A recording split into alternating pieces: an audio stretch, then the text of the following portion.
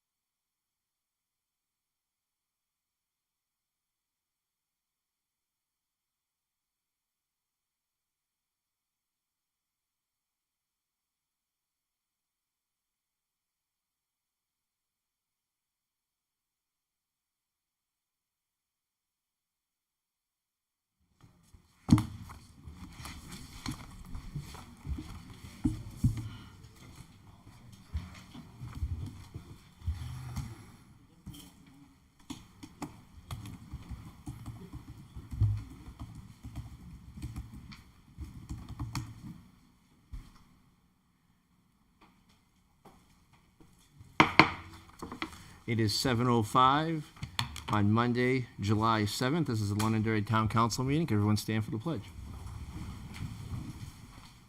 Pledge allegiance to the flag of the United States of America and to the republic for which it stands, one nation, under God, indivisible, with liberty and justice for all.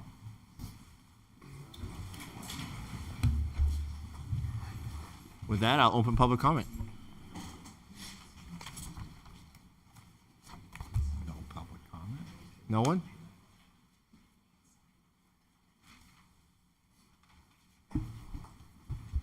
Christine Perez, 5 Wesley Drive.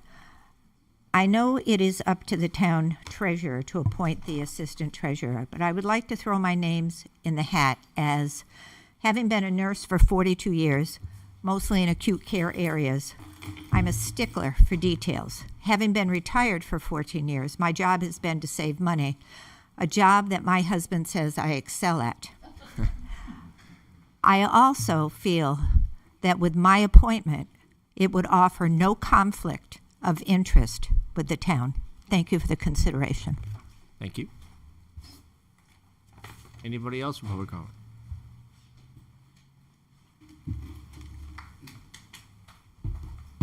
Well, sir. Good evening. Kevin Smith, 6 King Phillip Drive. Just wanted to say a few comments tonight. I noticed on the agenda later on you're going to be talking about whether or not to go down the path of pursuing impact fees for the town. And I just wanted to say how short-sighted I think of an exercise this is going to end up being. Lest anyone have amnesia, let's remind everyone why the town currently does not have impact fees. We did at one time until a little less than 15 years ago when the town was sued because it was illegally collecting impact fees at that time and illegally appropriating impact fees. There was a letter to the editor written in the local newspaper recently that talked about all of the things the impact fees were being collected for previously, things like the intersections at 128, and that's true, it was illegally. And the town owed hundreds of thousands of dollars back to the developers because it was not administering its impact fee program correctly. So the first thing is, if you're going to go down this path, you are going to have to hire a consultant. You're going to have to hire a really good attorney to make sure you're doing this correctly. That's going to cost all of us taxpayers money to do that. The second thing is there has to be a rational nexus between the impact fees that are being collected and growth in the town. The developers, they're already paying taxes to support all of the operational costs of the town.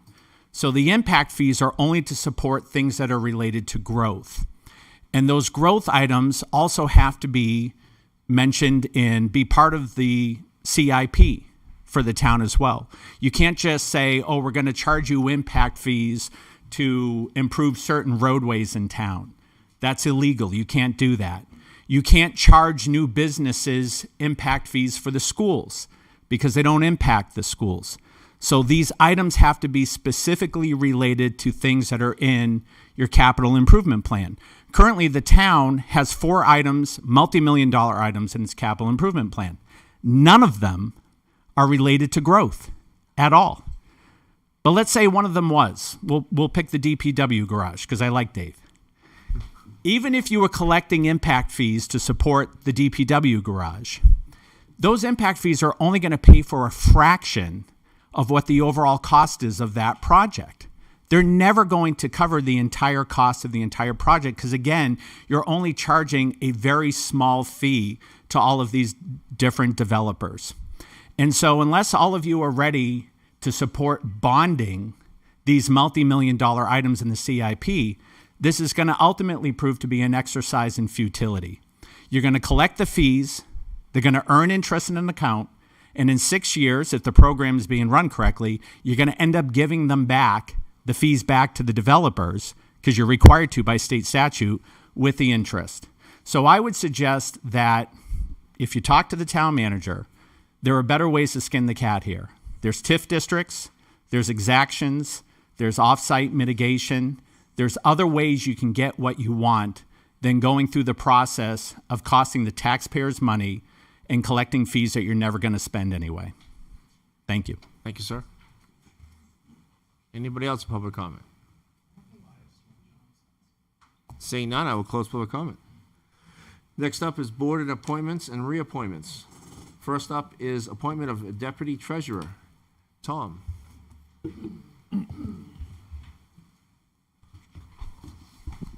Thank you, Mr. Chairman. First of all, let me say that the tragedy unfolding in Texas as we speak is devastating, and our hearts ache for those young girls and first responders that have been lost. So let me switch. Let's talk about public service. It is an act of selflessness. It's a commitment to improving the community we all call home. Some of our dedicated volunteers who have given their time and energy have been severely criticized, talked down to, and disrespected in a way that's been disheartening to witness. That behavior isn't just demoralizing to those currently serving, but also discourages others from stepping forward to take on these vital roles. I want to ask my fellow citizens to value community service. Most people serve as volunteers not for the accolades, but because they find it an importance to give back. In fact, this emotion is what gets us through our most difficult times with a shared purpose. When public servants and volunteers are treated poorly, it sends a chilling message to others who might be considering serving. Why should they dedicate their time and talent if they know they'll face public criticism, disrespect, and undue scrutiny? It fractures the sense of trust and collaboration and undermines the very foundation of public service. Ultimately, it leaves the community without the critical leadership it needs to thrive.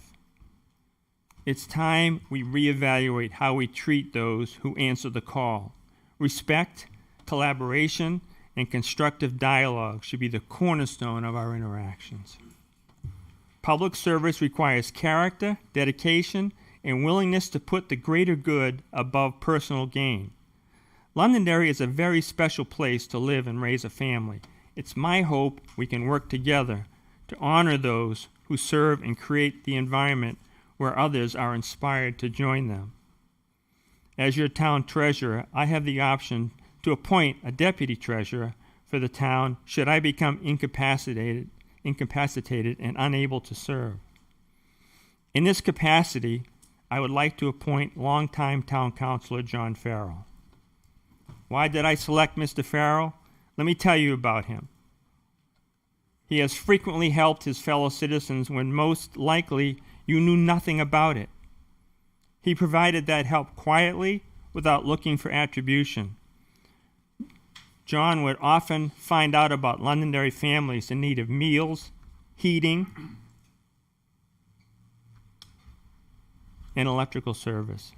He would personally provide that service, helping to make sure that those people knew someone cared about them. But nobody ever knew. He wanted no acknowledgement. We've all come to know the treasure Chris George from Mr. Steer has been for our community. He recently had some very difficult surgery. When he opened his eyes in recovery, it was John Farrell sitting across from him, offering his quiet support. John is never looking for credit or a thank you. He just wants to help his fellow citizens. John has excellent experience and knowledge and is the perfect candidate to fulfill this role as Deputy Treasurer. I ask, ladies and gentlemen, that you take this next step to endorse my nomination and appoint him Deputy Treasurer in accordance with RSA 41:29-A. And by the way, I've asked Kathy Wagner, our former town treasurer, to make herself available tonight in case you had any questions about her appointment of Joe Paradise, our last deputy treasurer. And with that, I'll be happy to answer your questions. Thank you. Any questions? Before this goes any further, I'm going to recuse myself from the vote because of the complaints John has in against me. Okay. So, All right, let but the if I record was show voting, I would vote no. that Deb is recusing herself. Any questions from the council? I do. Go ahead. I don't know why we haven't been provided with the information prior to the meeting of who you are going to be appointing. This is new to me, all right? I've said this before when we had our first meeting. I don't want anything sprung on me at the last minute and just say, okay, you have to make a decision tonight. We heard somebody else come up a while ago that said they were interested as well. Having this just brought on me now, I'm going to invoke council privilege and move this to the next meeting. Before we go about that, I believe it's also the town treasurer's responsibility and privilege to choose someone. Is that correct, I believe? It is. It's per the RSA. Per the state RSA, it is. So even though you want to invoke that, I still maintain by the state RSA that the treasurer chooses someone. That's fine. I just Yeah, want to Dan- invoke my council I just want to make privilege. sure that you understand that. I understand that. And Ted, I also have a problem when we have an investigation going on right now with Okay. that individual. So I guess I'd like to probably consult with legal and see where we stand with that as well. Can I say something? You can. Let me also say that I have consulted with legal, Yep. and there's no conflict of interest, and so that's already been vetted. Thanks. Dan does have his right, though, Yep. to do that. But Kathy, please, yes. Being the town treasurer for over 18 years, I'm kind of disappointed that you're stating that this is the first time you're hearing about John. We were all down here the night all the hoopla started, knowing that was coming up. So, Dan, maybe you need to recuse yourself too, because you got a little bit of bias on John as well. But the deputy treasurer just needs to be qualified. They serve. The only way a person can be the deputy treasurer is if it's appointed by the treasurer, not you, the treasurer. They have the option to not appoint anybody if it is a courtesy that the treasurer comes down and says, I'd like to appoint this person as my treasurer, and I'm giving you notice that as my deputy treasurer, and I'm giving you notice that's who I'd like. You don't have the right to strong arm the treasurer into who you want either. I'm not strong-arming anybody. But that's I my just wa- point. I just You want more don't have the information. right as a council to tell the treasurer who they want as a deputy treasurer. I have never seen. Shut up, Christine. Hold on, guys. It's not a public hearing. Tom asked if she could speak, and I honored it. So, Yes, because I'm trying to speak. Please, this is in Parliament. So my point is, it's up to the deputy treasurer to appoint somebody. And it's a courtesy for them to come up in front of you. It doesn't need a vote. It's approval. You can do it by consensus. So I just wanted to let you know that. And that was how it was always done in the past. When I selected Joe, I came down, I said, I have Joe Paradise as my treasurer. The council was like, fine, thank you for notifying us. We're okay with this. The consensus is there. What I'm afraid of is when I'm watching here, is there is just so much anger in this room. thank you, Kathy. Dan does have his right. He's invoking his council privilege, so we will put this off to the next meeting.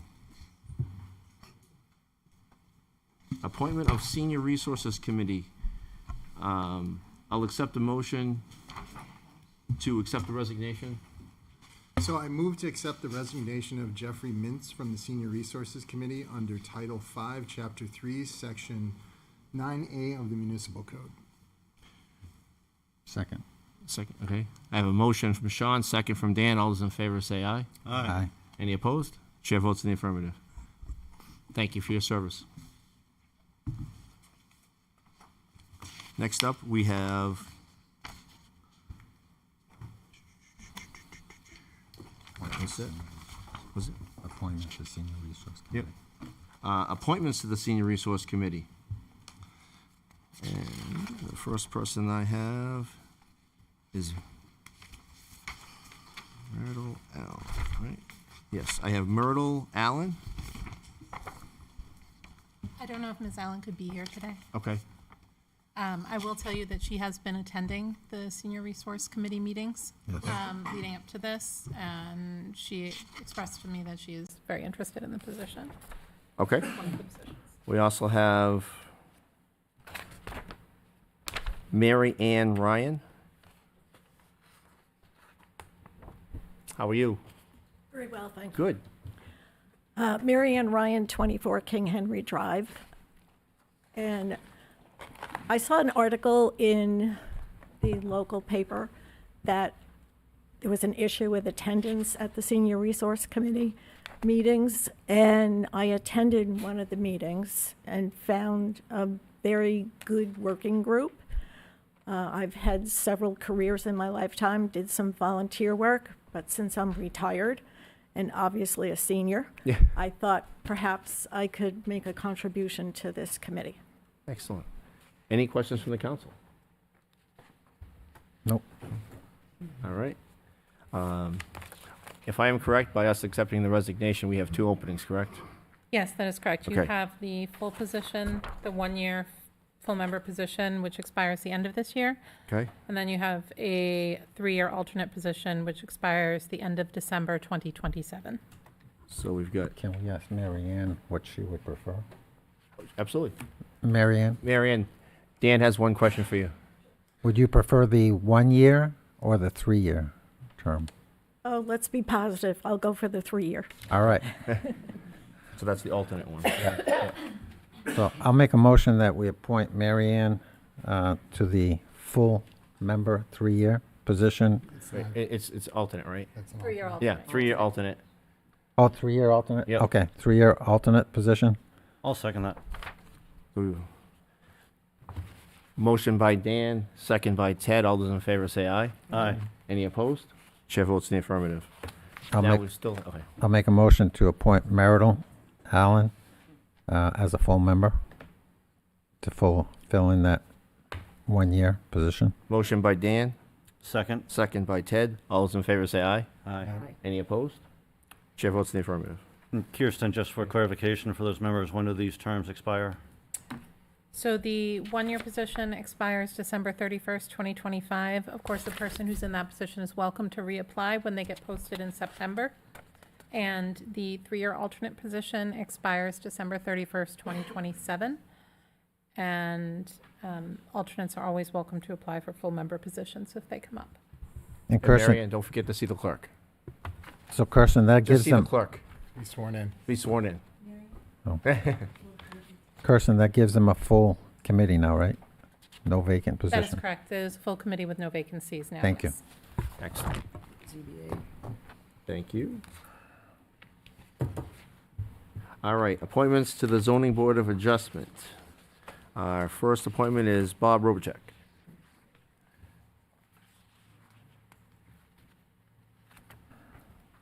How are you, sir? I'm great.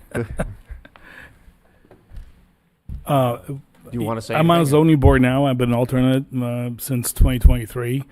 I'm an alternate member. I've been involved in zoning and zoning boards for over 25 years in multiple communities. I'm a licensed architect in 4 states right now. I used to be 7.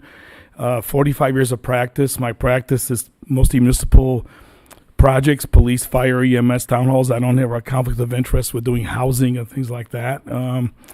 I have, 4 or 5 months left on the term till December. And that's it. So, Any questions for Bob? No, I see you at the ZBA meetings all the time. yeah. So if he's moving to the full-time, Yep. right, that means there's 2 alternate positions We now? didn't. So you I haven't, just want to be, Yeah. Yeah, Yeah. there's 3 people for 1 full-time member and 1 3-year alternate. and 1 person for the 3-year-old. Yeah, so 1 for each. Right. My term. Sean? Like my term is up in December. I'll have to re-up. Yep. So. Gotcha. Any questions for Bob? Nope. All right, no, thank you. All right, thank you, Bob.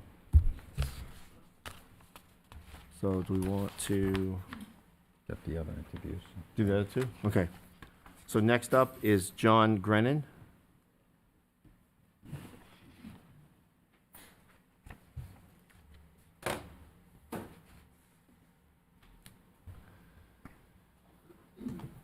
Good evening. You, sir? My name is John Grennan. I live at 14 Jewel Court. I've been a resident here for coming up on 18 years next month. Volunteered in a whole bunch of capacities on the sports side, booster club side, in the community. I saw the vacancies that you had on a few boards, filled out the talent bank form, and had some communications with Town Hall about the ZBA. Super interested in it. That's rare, so thank you. Yeah, have a background on the development side right now. Did 20 years as a state employee in Massachusetts, and the quasi-judicial aspect of it, and the I guess the interpretation and the non-political nature of the board. Not that there's anything wrong with the political nature, but was certainly attractive to me, and just looking to give back to the town. I've been very fortunate. My family's been very fortunate. For 18 years, pretty much every resource this town has had to offer, we've benefited from. So just looking to give back in any way possible. So filled out the talent bank form and got a telephone call. Excellent. Any questions for John? John, I just have one quick question. Sure. You checked off 1 meeting a month. If they have to have 2, are you good with Yeah, that? positively. Okay, just want to make sure. I saw the ZBA vacancy, Yeah. and then I saw they met once a month, so I checked that Yeah, off. I But know sometimes they have an extra one. nope, so- wide okay. open. All right. Thank you. Thank you.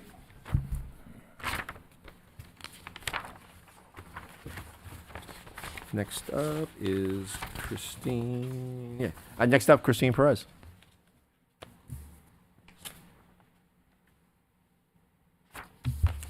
Christine Perez, 5 Wesley Drive. I've been extremely active at the state level with the new push by 2 groups to put state zoning in, which would directly affect Londonderry.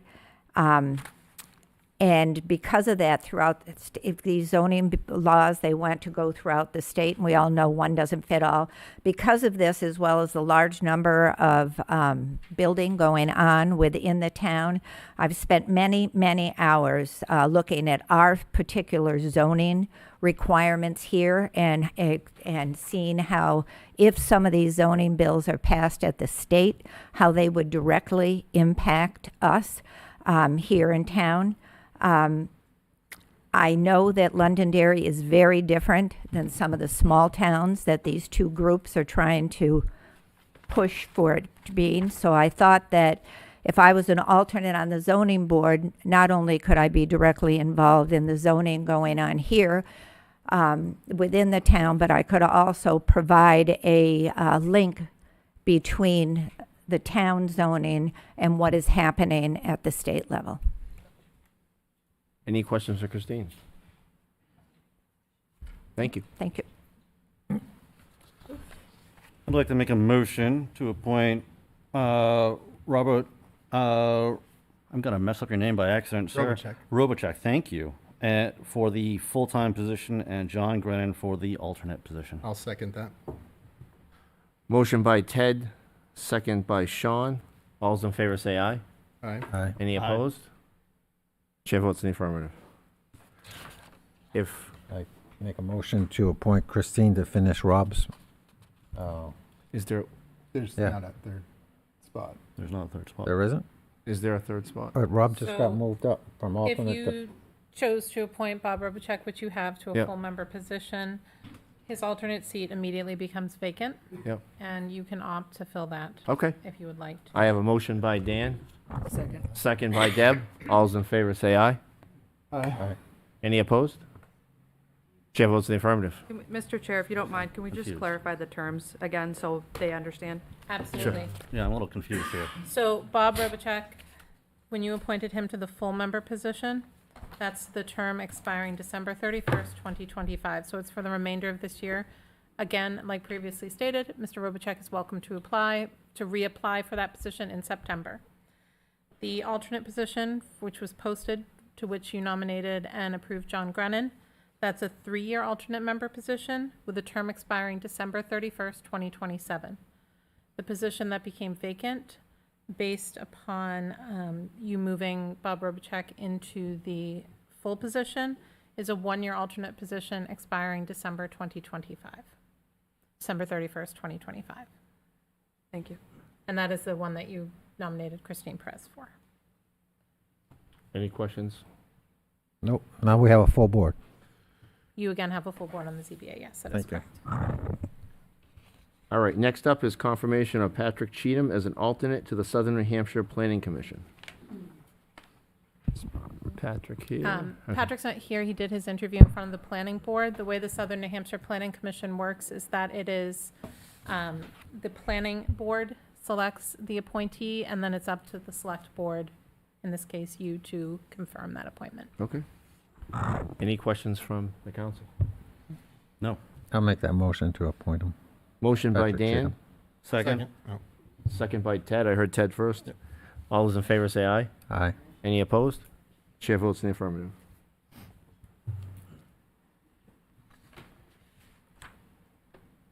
We have a resignation of Kristen Engel from the Heritage Commission. I will accept a motion to accept her resignation. So moved? Second. Motion by Ted, second by Deb. All those in favor say aye. Aye. Any opposed? Chair votes in the affirmative. Thank you for your service. We have a resignation of Karen Riddle from Beautify Londonderry. I'll accept the motion to accept her resignation. So moved? Second. Motion by Ted, second by Sean. All those in favor say aye. Aye. Any opposed? Chair votes in the affirmative. Thank you for your service. Will these be posted, these two positions? Yes, they will post. I need to work on what day they're going to post to coincide with the new deadlines, but they will post. Okay. Just let me- Yeah. All right. Next up, we have a public hearing to receive public input to discuss the building permit for a Class 6 road on Jacks Bridge Road. Motion to open the public hearing. Motion by Ted, second by Sean. All those in favor say aye. Aye. Any opposed? Chair votes in the affirmative. Mr. Chair, if you don't mind, I'll do a brief Absolutely, please. introduction prior to the applicant presenting. So, again, the request before you this evening is for a building permit on a Class 6 road, that being 38 Jacks Bridge Road. This is a statutory process that we're following.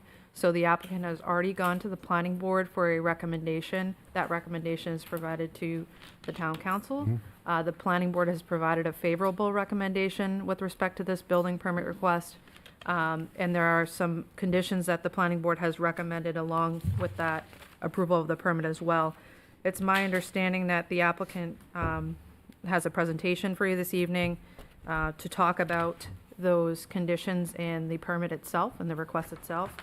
But ultimately, the request of the council is to make a decision on the issuance of that building permit. And should you deem any conditions associated with that, then you should make that clear in your motion as well. Thank you. Gentlemen? Hi, I'm Russ Goldman. I'm the applicant from Riverdale in Manchester. And I have Bob Baskerville who's going to represent me tonight to discuss some of the issues that we went through. Excellent. Good evening. I'm with Bedford Design Consultants. I'm a civil engineer. And as was said, we are here to seek a building permit on Jack's Bridge Road. It's an extension of Page Road. The council, some of you here may remember, in 2004, part of Jack's Bridge Road was discontinued. So you've got Jack's Bridge Road in the industrial park, ends at the cul-de-sac, then it doesn't exist for a while. And then there's a section of it on the end of Page Road. The names never got changed. Exactly where that switches, I haven't seen a document. It was said that it ends at a small barn that's on Page Road. I'm not really sure where that ends. With that said, just real quickly, we want to build one house at 38 Jacks Bridge Road. I think it's 8 acres or 12 acres? 8 acres. Yep. And we will do a full survey of the lot, of the road going in, wetland flags, wetland permit, septic system design. We propose a 1-lane, 15-foot wide gravel road, full structural requirements to carry fire trucks, a couple of turnarounds, and I can do that first. So you see the plan up on the screen now. Everything in gray is what we propose to do. We propose to build a 15-foot wide road starting at the end of the current gravel road, extending up Jack's Bridge Road. Those two dark gray, almost black areas are areas where we put widened areas so if people want to pass, they can. So we put them at turns, so if you see somebody coming, you have a spot to pull over and let somebody pass. We're only proposing one house, so there shouldn't be a whole lot of head-on traffic on the road. In looking at the staff and the planning board recommendations, we have a few issues that we would like to discuss. First, they suggested that we not only do this survey, but we survey the road all the way back to the intersection of Lucas Road. There was a 2004 survey done by Hayner Swanson when they did the industrial park, and a copy of that is in your package. So it seems unnecessary to redo a survey that's already done. It's just an expense, and the road is already there. Second part's more important. During final deliberations in the motion, the fire department wanted a turnaround for the fire truck every 1,200 feet. During deliberation, somebody made a motion that that 1,200 feet is to be measured by the location where Page Road turns to Jack's Bridge Road. It's a name change, but there's nothing from an engineering standpoint that matters at all. I'm not exactly sure where that spot is or how to find it, whether it can be defined strongly. If it's where it was mentioned at the meeting, it might be, we might have 1,300 feet from that spot. Well, if I need to go 1,200 feet and the abutters have already said they will not give me an easement to do a turnaround, it becomes an impossible condition. My road is about 1,000 feet long that I'm building to my property. And then we have a hammerhead turnaround designed so that a fire truck can make the turn and leave. So it's less than 1,200 feet from the end of the current road. I have a problem with the arbitrary of wherever the name change happens to be. We're fine doing a turnaround, but we can't do it until we get to our property.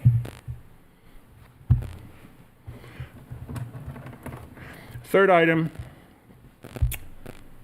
is the fire department recommendations.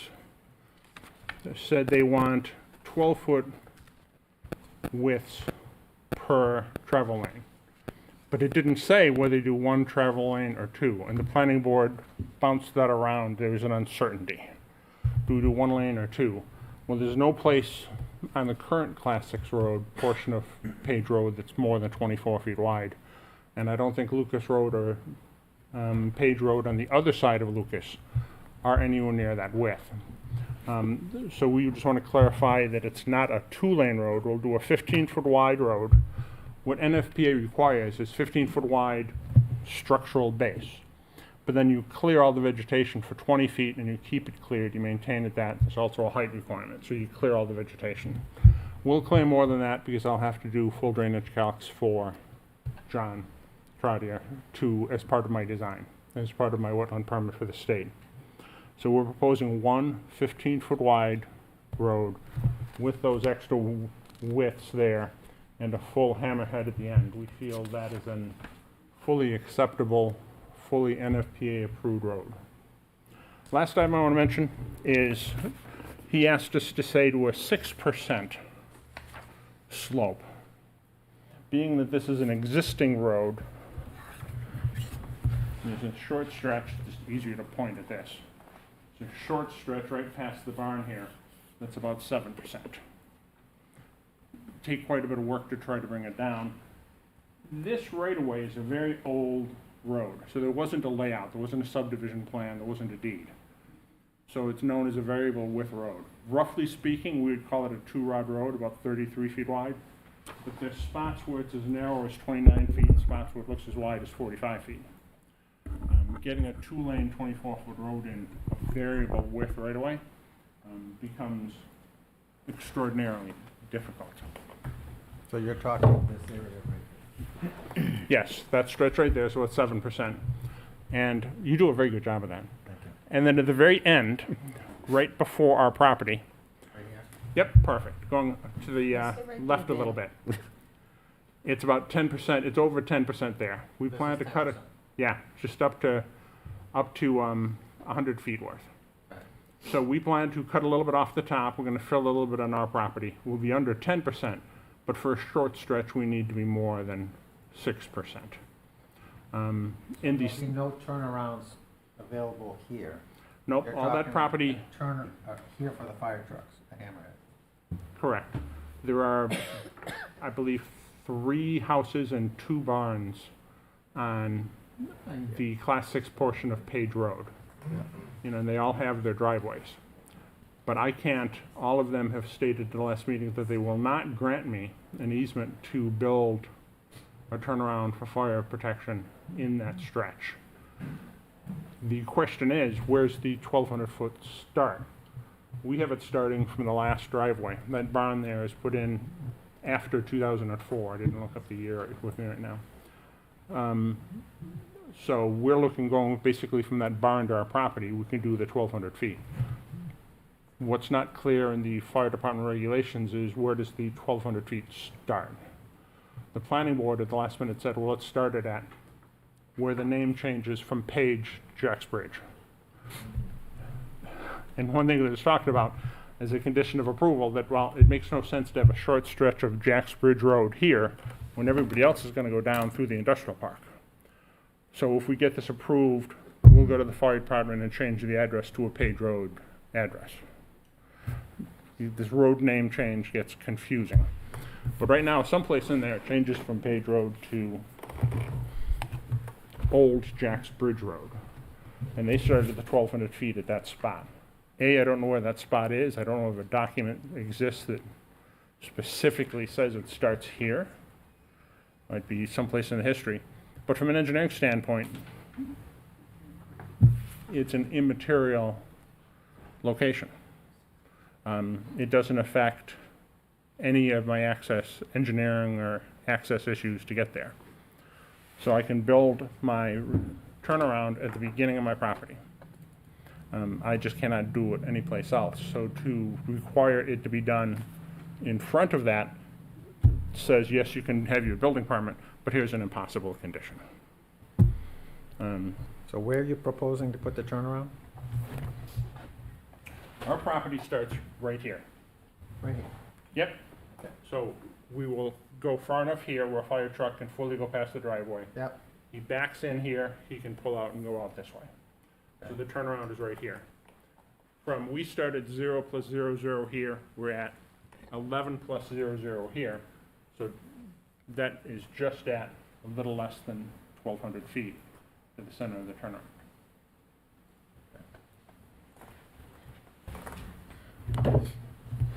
So again, 4 issues. This is the survey issue. It's just a matter of cost. There's already a survey done.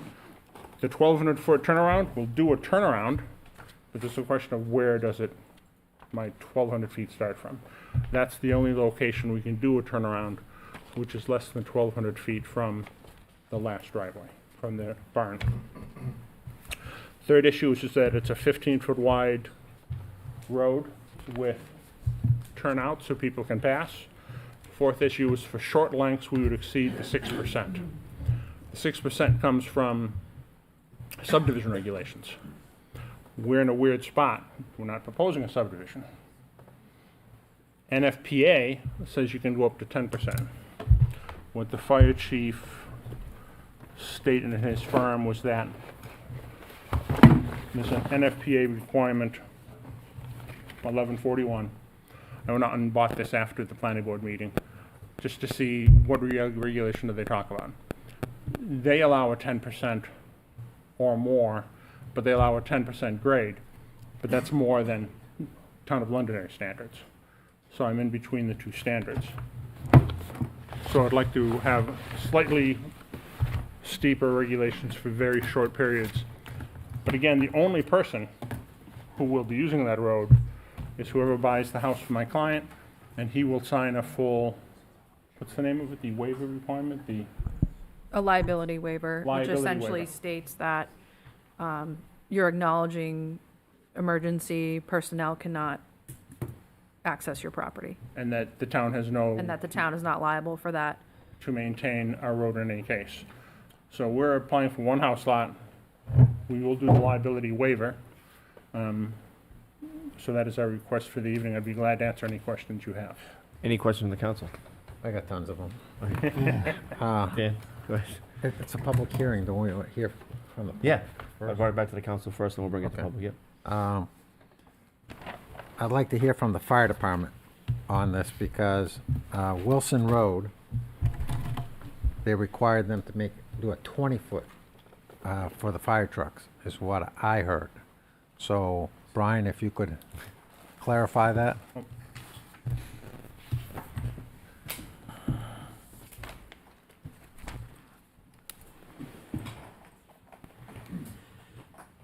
Good evening. Brian Johnson, Division Chief of Fire Prevention. Just like to clarify one thing that the applicant was talking about. There's a lot of recommendations from the fire department. None of these are recommendations. These are all coming out of state fire code. These are NFPA requirements, not recommendations. So under NFPA, what we do with Wilson Road is NFPA 1, which is adopted by the state of New Hampshire, state fire code, specifically says approved fire apparatus access roads shall be provided for every facility, building, or portion of a building hereafter constructed or relocated.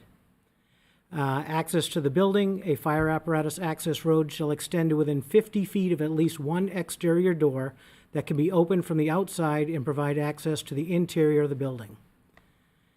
The dimensions of that state fire access road shall have an unobstructed width of not less than 20 feet. So that's where Wilson Road, because it's a one-lane road, we went with the 20-foot wide road. NFPA 1141, which he has a copy of, specifically states roadways shall have a minimum clear width of 12 feet for each lane of travel, excluding shoulders and parking. So unless that's a one-way road, which Wilson Road is, when he's talking about going down, the 12-foot lane, that's fine if it's a one-way street. But even that, NFPA requires the 20-foot wide road. So that's where these numbers are coming from. So, Can I just point something out? I just think it's important for everyone to understand. Wilson Road in this scenario is not an apples to apples comparison. This not- is a class 6, I just want to Correct. make sure everyone in the room understands that. This is a class 6 road. It follows different requirements per the statutory process. So Brian, if there was a fire out there, okay, and you had your ladder truck out there, 15 feet, does that give you enough room to set the fire truck up? No, our aerial is 18 feet wide setup. So you would not be able to set that up there? Correct. Okay. I want the fire department's opinion about having a turnaround here, nothing here until you get to here. Because I'm looking at this and my concern, I guess I have to use the mic. My concern is, you go down this road and one of your trucks gets stuck. All right? And then the other one gets stuck. How are you going to get these things out of here? Well, and that's why. if There's I no was- way to turn around. If I was looking at this as a site plan review, Yeah. I would consider the 1,200 feet starting at the last point that we could turn around, which would be Lucas. So starting there is where I would make my recommendations for every 1,200 feet having a turnaround. Okay. I look at the agreement, the release form, and on the release form, on number 5, it says that the road to be the width not less than 20 feet. This is what I'm looking at. I don't know if you guys, so now we're talking a 15-foot road versus a 20-foot road. May I interject here? If you look at that sentence, Yeah. it says you clear the road to 20 feet and maintain it. But then there's the next sentence is that you will pave the road or build the road to a smaller. So the 20-foot road, we're proposing a driveway, by the way, not a road. The 20 feet is how much you have to clear the vegetation. And that's all that one sentence says that you just brought about. So there's 20 feet cleared. Well, how much of that has to be gravel? 15 feet, 18 feet? We can do that. And I think the 18 feet you're talking about is where you set up your ladder truck. All right, if I'm reading this, it says road to a width of not less than 20 feet and to repair and maintain the traveled portion blank of road in a good and passable condition. That's what I'm reading. I'm reading 20 feet. I went up there today.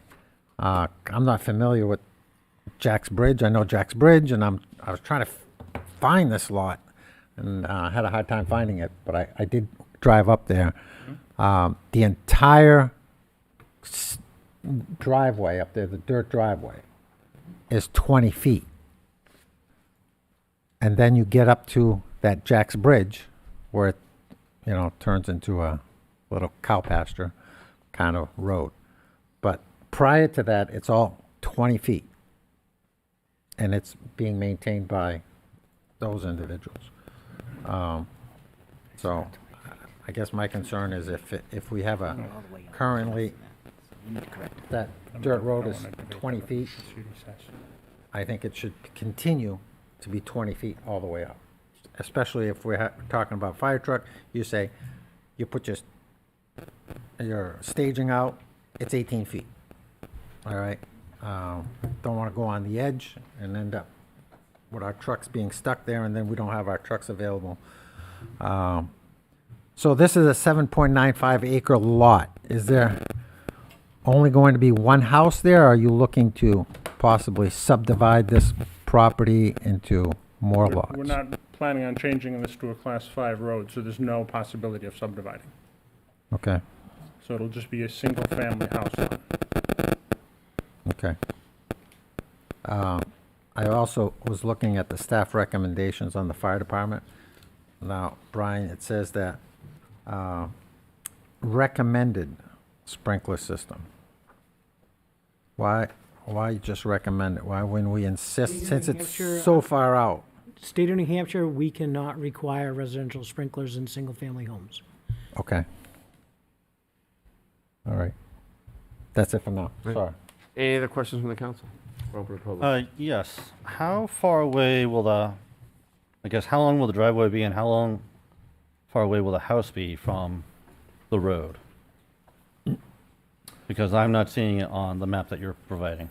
Correct, we haven't done a house layout and a house design yet. There's a nice ridge going up through the center of the property that starts about here and goes back this way. So that's 1,000 feet. I'm guessing 300 to 400 feet a driveway from the end of this in. And then I think state requirements require that the fire truck also be able to turn around once I get up to the house. How long will the driveway be from the road to the house?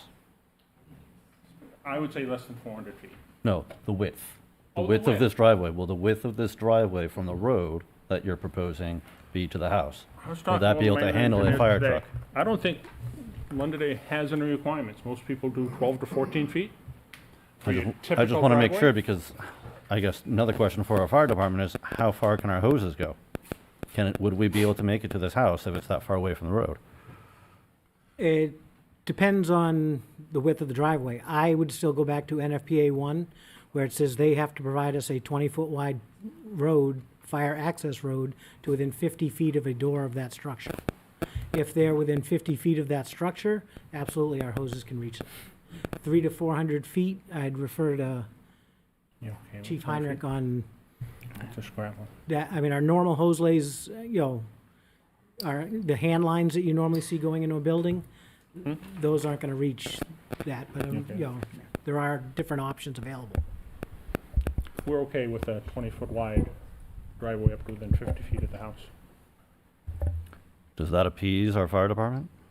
Is it a driveway or a road? Oh, we're gonna hold that thought. There's gonna be a public comment in a minute. So the question is, is the code acceptable for 20 feet for a driveway? Yes. It's not our opinion. These are fire codes. These are the minimum fire codes. These are not the maximum. These are the floor. These are where there's been history of problems, and the codes address those problems by trying to make future development safe. So 20 feet is more than adequate for a driveway. So I just want to jump on what Ted said about the fire hose, okay? And I started thinking, all right, we have tankers, correct? We have When a we have a tanker. fire. One tanker. We have one. Okay, we have a tanker. I don't know how this is going to be possible, how to get these trucks in there if there was a fire, and a tanker had to back out of there to go refill, waiting for another tanker. If you had some areas that they could, turn around, it might work. I see this as a That's where nightmare a for lot of the. these, the chief said, a lot of these codes came from issues that arose like items like this. If Correct. you have a road that is 12 feet wide each lane, one tanker could be going out while another tanker's going in. If you have something 15-foot wide, if one tanker's going out, the other tanker's going to have to wait until that one's out before the next one can come in. So now, and if that tanker's gone, that's our water source. I guess. Thanks, Ted, for bringing that up. I'm just looking at this, okay? And tanker pulls in over here, all right? Now he has to back all the way down this road because he might have another truck over here. Now he can't get access to turn around. That's my issue with it at this point. Any other comments from the council? I have a couple of Go ahead. questions. Yeah, please. Just clarification. I guess it would be towards Kelly. Kelly, how many Class 6 roads are there in the town of New Hampshire? In the town of Londonderry, not New Hampshire, I'm sorry. So I don't have a total number, but there's a handful. Brewster Road is an example of one. However, that is handled a little bit differently than this scenario because the town does seasonally maintain a portion of that road. I think the other example that we discussed was it Fir at one point? Fur Sorry, and with the what? Greeley are two others that we've had. Fir and Greenlee are two others. Okay. So I think that My brings us to point around is, three. recently, has anyone come to want to build on these roads and we've allowed them to, or we've made them make the roads to our So the most recent example that I'm aware of would be the other property owners on this road, which would be the Verani family. Okay. And I do remember one on Brewster Road, Darlene and her son, they wanted to subdivide, and I think we told them they had to fix the road, widen the road so that a truck could, and even if they signed this, it was like you couldn't do it. And we have. I mean, I want to know if I'm remembering this right or not. That's what I'm asking, because I kind of remember it. So I don't recall that specific case, but based on what I've seen historically that the town staff and planning board has recommended, these are the conditions that we've been consistent with Okay. when we have to go through this process. Okay, so if we changed from this, we would be setting precedent from the past. We've normally stuck to our guns, and if we changed, we would be setting a precedent that we would be allowing this to happen. So I wouldn't necessarily say you're setting a precedent. I think it's well within the council's purview to consider each of these cases on a case-by-case basis and determine which conditions are appropriate. That's your role. Okay. If any conditions, right? Right. So one of the things that you should be weighing, which you're currently deliberating, are what conditions are not appropriate in this specific example. And I think one of those conditions is really important, is this waiver. And the idea that the fire department won't respond is something that I struggle with. And I could not tell my people not to respond. And as a result, I can't.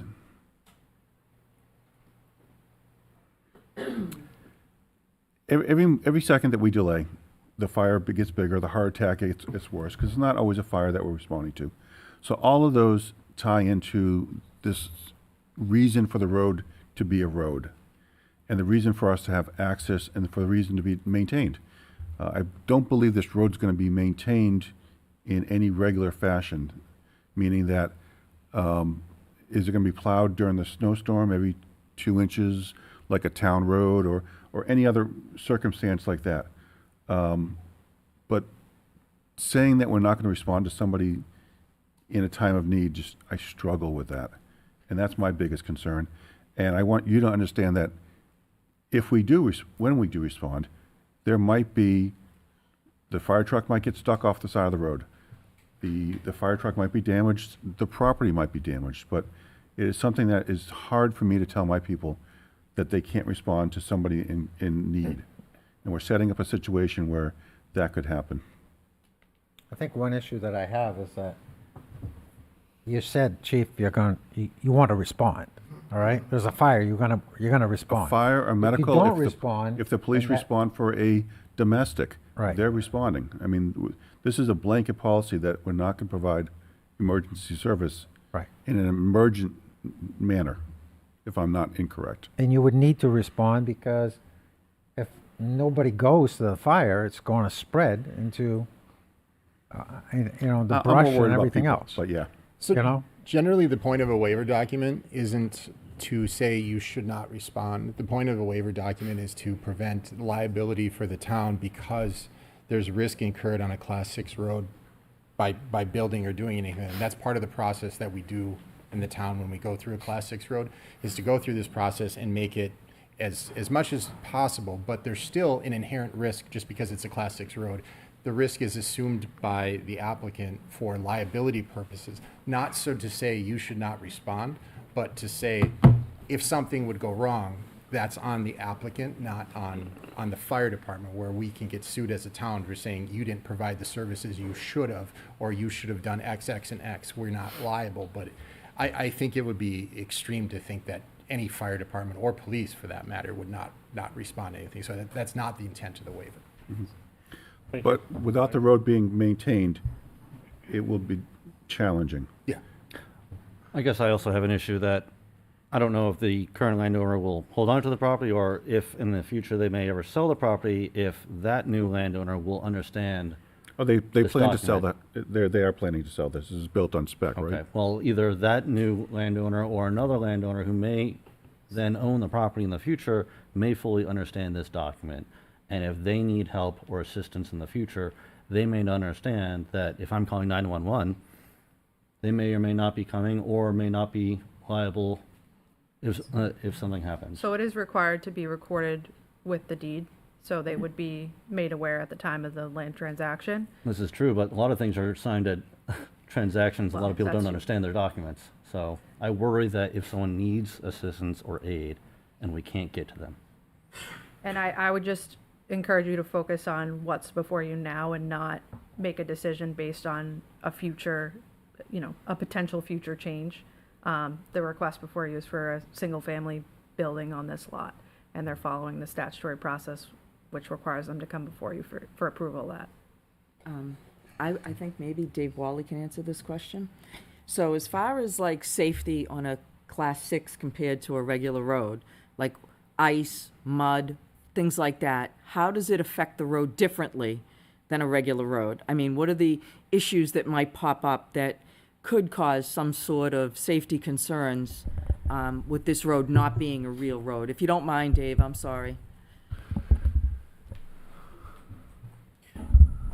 I think I understand the question. I haven't really reviewed this plan. It's just the but- comparisons of the roads and weather climate changes and. Well, probably on a road this long, if it's going to be paved or gravel. Gravel. All right, so gravel would be, my biggest concern would be mud season. That would be a problem where, large apparatus would struggle to get out there. But the fire department, they have other methods of getting to places they need to be, and that'd be up to them to figure it out. But, and then brush every year has to be cut back. It seems like it's a long distance at 1,200 feet. Yes. So that's a lot to take for a property owner, but there's liability at play, so it'd be on the owner. Right, so there is a kind of a big difference between a regular road and a class 6 road, and when it comes to weather and being able to get through it. Tremendous. I mean, trees down, things of that nature, and that's why we have the standards we have for the town roads that we do Right. in the right-of-ways and whatnot. So year-round maintenance, it's year-round, obviously. It's constant, so Right. that'd be on the property owner. All right, thank you, Dave. Yep. Any other questions for council? I'll open up to the public. It's a public hearing. Anyone wanted to? You may want to slide to the side of everyone's. I think they don't. We probably should. So I am an abutter to this property, and I guess my number one question, is this a driveway or a road? Because one breath you're saying driveway, one breath you're saying road. I don't understand, because when we were at the the planning board, they were talking about a driveway. I don't understand how a driveway can be placed on a public right-of-way. Because it's the town's, who maintains it? Is it the town's responsibility because it's a public right-of-way? Is it the homeowner that has a driveway on a public right-of-way? Is that deeded? I don't understand that logic right there. And there are 3 other parcels that abut this, that if this goes in, those 3 parcels should have the same access rights as this parcel does, because they're on a class 6 road. So there won't just be one house going back and forth. There could be 4 potential houses going back and forth. When we built our house on that road, we had to build it to 20 feet. It took us probably 3 years to get through the town to actually allow them to build it, allow us to build it. And we had to have 100 feet, we had to prove we had 150 feet frontage that we had to build before we could build our house. So hopefully that turnaround for that driveway has another 150 feet that goes in front of that lot before they put that driveway in. And from Lucas Road to that driveway, it's probably 2,200 feet. So you go 2,200 feet without any other access out. For us, it's fine. Ours is about 1,000 feet. We maintain the road. It's just family that lives there. And we did sign a disclosure with the town, but my mother, when she was ill, had fallen a couple of times in the highway department, and the police department was able to get up there, and the fire department was able to get up there, and they did a wonderful job. But we have turnarounds everywhere going into our site. And we maintain our site probably better than the town does on. We just get your name and address for the record. Pardon me? Just get your name and address for the record. Margarita Varani. And I'm in Thank the you. real estate industry, and I'll tell you what, if we sell, or whoever sells that piece of that house, and they have to tell them that they have to maintain a 2,000-foot road to get to their access, because we may or may not maintain our road, and it's up to us. So whoever buys that is not only going to have to maintain their 1,000 feet or 1,200 feet, they're also going to have to maintain our road if we decide not to maintain it. And that's probably 2,200 feet. We had to build a 20-foot road. So, and you can pass two ways. And I don't know, Johnny, do you have anything that you'd like to comment on that?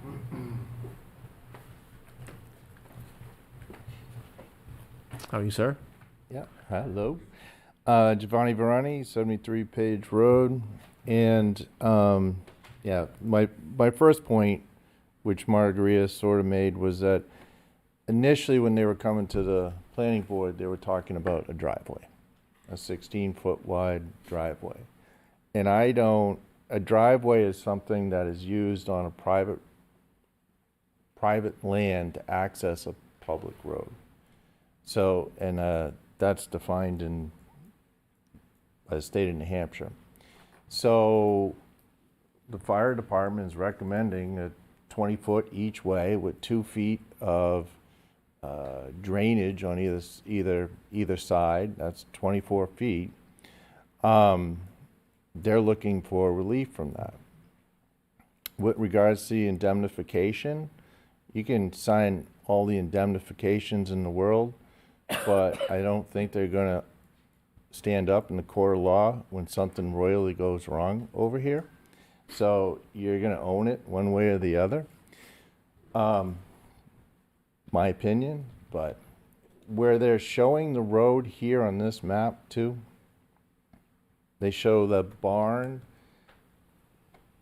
The fire department at the planning board suggested that this, and Brian actually said it, that for any subdivision, there's always a maximum length allowed of 1,200 feet. Because the way I understood it, that's as long as your hose can go, if there was a tree to fall down. But anyhow, in our subdivision rules, you can't go beyond 1,200 feet without having another access road, like a loop road or something that can get you out in a different direction. Where they're showing that road right here, the fire department wanted it all the way back. They wanted to measure it all the way back to Lucas and Page, because you can get out either Lucas or you can get out either Page, right? At the planning board hearing, they said, well, there's driveways there on private citizens' yards that let's measure it from the small barn. That's the large barn. The small barn is further down the road, okay? So that isn't even an accurate map. But honestly, Margarita mentioned it, if you went to that lot from Lucas and Page, it's like 2,700 feet, linear feet of road. And again, I don't understand how they can put a driveway over a public right-of-way.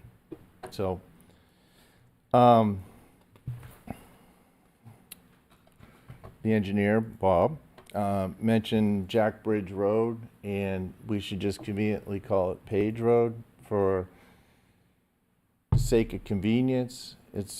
I believe that's because Jack's Bridge Road was discontinued.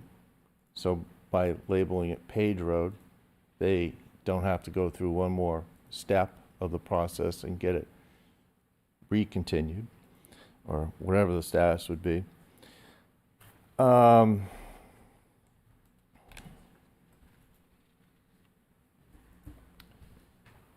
as Margarita was saying too, there's not just one house out here. It's going to be several permits after this once that gets approved. It's never been allowed to be approved. As a matter of fact, I went for a small subdivision at the corner of Page Road and Lucas Road for 5 lots. The town at that point required me to build the road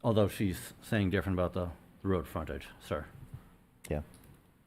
The reason for this process is because it's on a Class 6 road, and this is the process that's required. It's not, you have to meet 150 feet of linear frontage.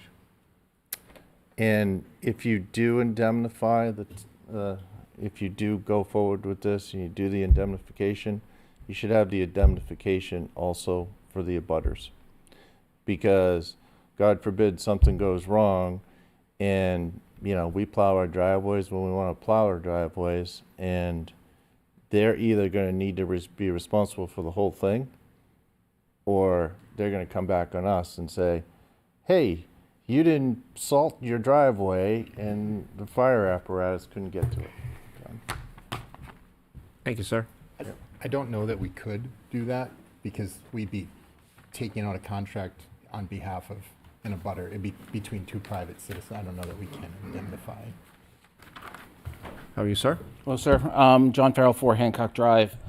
A lot of numbers of feet and everything being thrown around. There's 5,280 feet in a mile. So this is going half a mile deep. We have regulations here in town. We should be following them. This looks like something that you're taking 100 pounds of something not nice and trying to stick it in a 10-pound bag. This is wrong. It shouldn't be happening. They want to build a road? Build a road. It costs money to build a road. It's kind of simple. Follow the regulations. You guys should not be re-engineering this for them. We have limited capacity here with fire and safety and EMTs and paramedics and everything else. And the town talks about it constantly. You're going to send an entire team up there. What's going to happen when you send mutual aid? What are they going to do? They have no idea. You're setting us up for failure. Vote no. John, can I ask a question? It's public. No, I just got a question about, wasn't this approved prior, though? And why was it? Do you understand? Do you know the history? I don't know anything about it. Okay. Okay. Come to the mic. Come to the mic, please. Yeah. You're asking about a prior approval for this lot? Yeah, that you gave us. Correct. It was approved previously with these same conditions by the town council at that time. Okay. The applicant then decided that they did not want to adhere to all of the conditions that were imposed to that building permit. That's it. They then went to the ZBA to request removal of 2 of those conditions. The ZBA granted that request, but the variances were not actually acted upon, and so they became void. They have to be acted upon within a period of 2 years to be in effect. Gotcha. Yeah. John? Yeah, so she explained it. It's to the recommendations, and they're looking for 16 feet. Okay. Thank you. How are you, sir? Thank you, Mr. Chair. Tony DeFrancesco, 1 Cheshire. I also sit as an alternate on the planning board. I believe I was an alternate, and I'm pretty sure I did not vote on this item. But regardless, it doesn't matter, because the comments that I'm going to say tonight, I've said in this chambers, I've said at a planning board meeting, and I also said it at several school board meetings. We need to understand that we all talk about the fire truck's going to get stuck, and this is going to get stuck, and that's going to get stuck.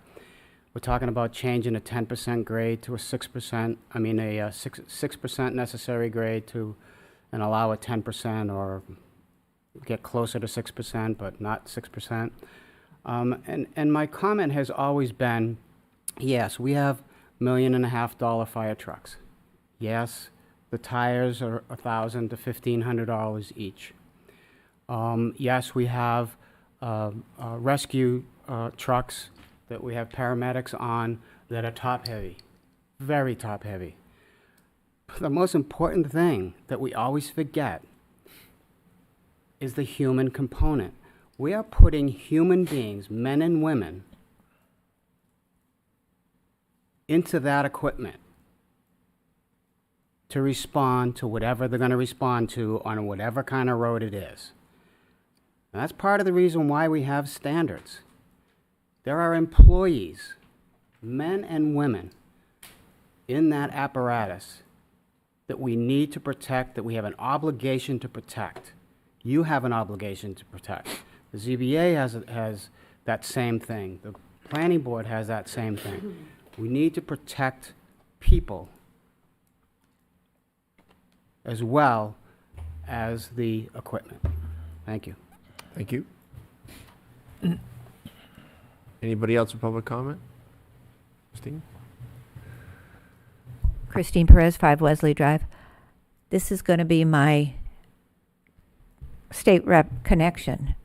Class 6 roads was a zoning bill put before the House that failed because, and I fought it, and I fought it publicly on a radio show, because of the liability around it.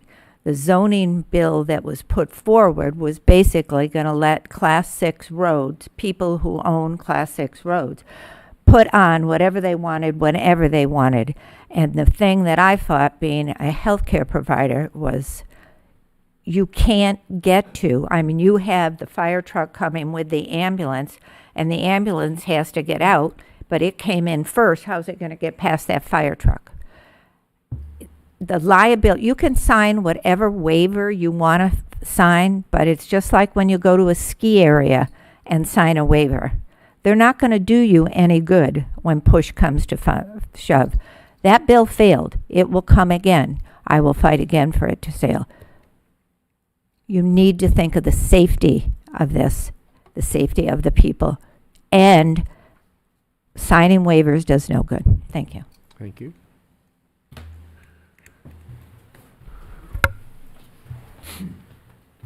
Tammy Verani, 73 Page Road. I just wanted to, I guess, give some more insight. I live on the portion of the Class 6 road that we maintain.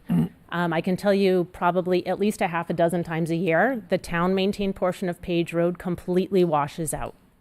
Completely.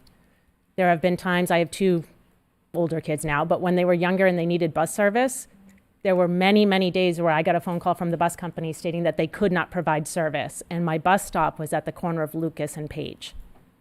So to then think now that you're going to open up a town road that has to be maintained by a private citizen and not expect that there's going to be issues with town services, I think is a little naive. I also think that we had to build the road to 20 feet wide. We maintain our road very, very well. But there are those times where we may be out of town. We may be vacationing, we may be away at work, and that road may not get plowed. I don't want to have any responsibility to keep that road open so that they can keep their portion of the road open. I also don't want them to maintain the road and ruin the capital investment that we've made in the road because they don't know what they're doing. Right? We spend a lot of money bringing in fill and grading and a lot of time taking care of that road to make sure that it is safe so we can get our emergency services. I don't want somebody else now taking that responsibility over and then damaging our property. I think it's also difficult when you start to actually take a look at where this lot is and the woods that you have to go through and the changes in the grade and the amount of wetlands that are out there. It's going to be a pretty big impact to the land that surrounds it. From a financing perspective, I don't know if it matters or not, but whoever you sell this house to, God help them have cash.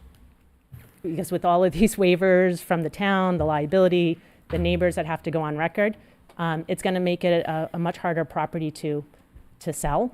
And it definitely is going to have to be something that somebody understands what they're getting into. So, thank you. Thank you. Anybody else with public comment? Just like one more. Yeah. John Weigler, 74 Page Road. I own all the property that's kind of like south, below that line. And we also own, I guess, 3 more parcels on that parcel. We have the one where the north arrow is. We own the pie-shaped one. And we own the other kind of lot to the right. So we do have, and we are paying taxes on that as buildable lots in the town. So they are buildable. My only concern is that this is a town road and it should be made a town road and not a public, not a private driveway, let's put it like that. He can have his private driveway on his own property, but that road should be, definitely a public road. Because I am allowed to access that to get to my other parcels. And there was some mention at the planning board meeting that, well, we're gonna put in a 15-foot wide driveway, and then when you go to build a house on that next parcel, you're gonna have to come in and put the 20-foot wide road in. And I said, no way. So if they wanna build over there, should be 20 feet wide minimum, up to town standards for gravel and everything, and then at that point, I think everything is fair. Thank you. Anyone else with public comment? Martha Smith, 38 Shasta Drive. I also think that this sounds very dangerous to me. I know that there was just a small sort of fender bender outside my house. I live on Shasta Drive. It's kind of a main drag in town. The road is wide. Not only did we have 2 fire engines, we had at least 3 cruisers. I mean, you're talking when there's something happening in town, a lot of our emergency responders show up. And I just think that this sounds very dangerous to me. Thank you. Anyone else with public comment? All right, I'll accept the motion to close public comment. Mr. Chairman, Oh, can I do a we're very still- short rebuttal? Yep. Before you close? Yeah. A lot was said, and I just want to very quickly say a few issues.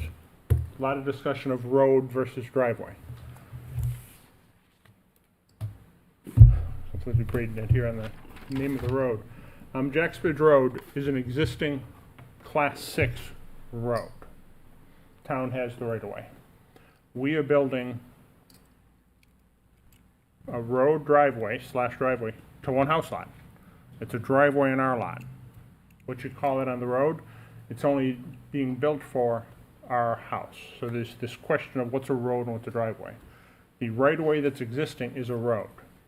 We're building an access to a house. On our lot, it's definitely a driveway. And I've done many 50, 100-acre house lots over the years in the state where the house is a half mile to a mile off the road. That's not uncommon in New Hampshire. People build on mountaintops. And they do NFPA requirements up to their house. There's a long history of that. Real quickly, he said there are 3 other parcels. There's 3 houses on this Class 6 road now. They all had to come in for this approval. This lot was in once before for this approval and was approved. If there's 3 more lots, if they want to build a house, they have to come in and do this same process.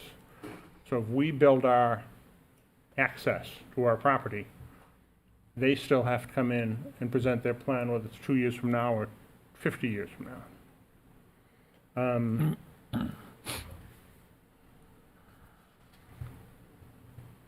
And we're talking about the frontage on the road. This is an existing lot of record, so if you go to the subdivision to create a new lot, you need a certain amount of frontage on a Class 5 road.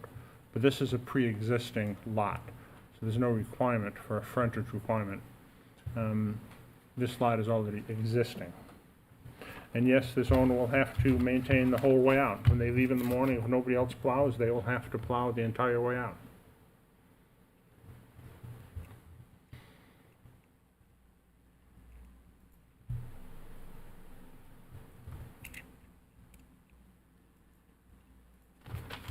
I probably could continue talking, but it's been a long evening already.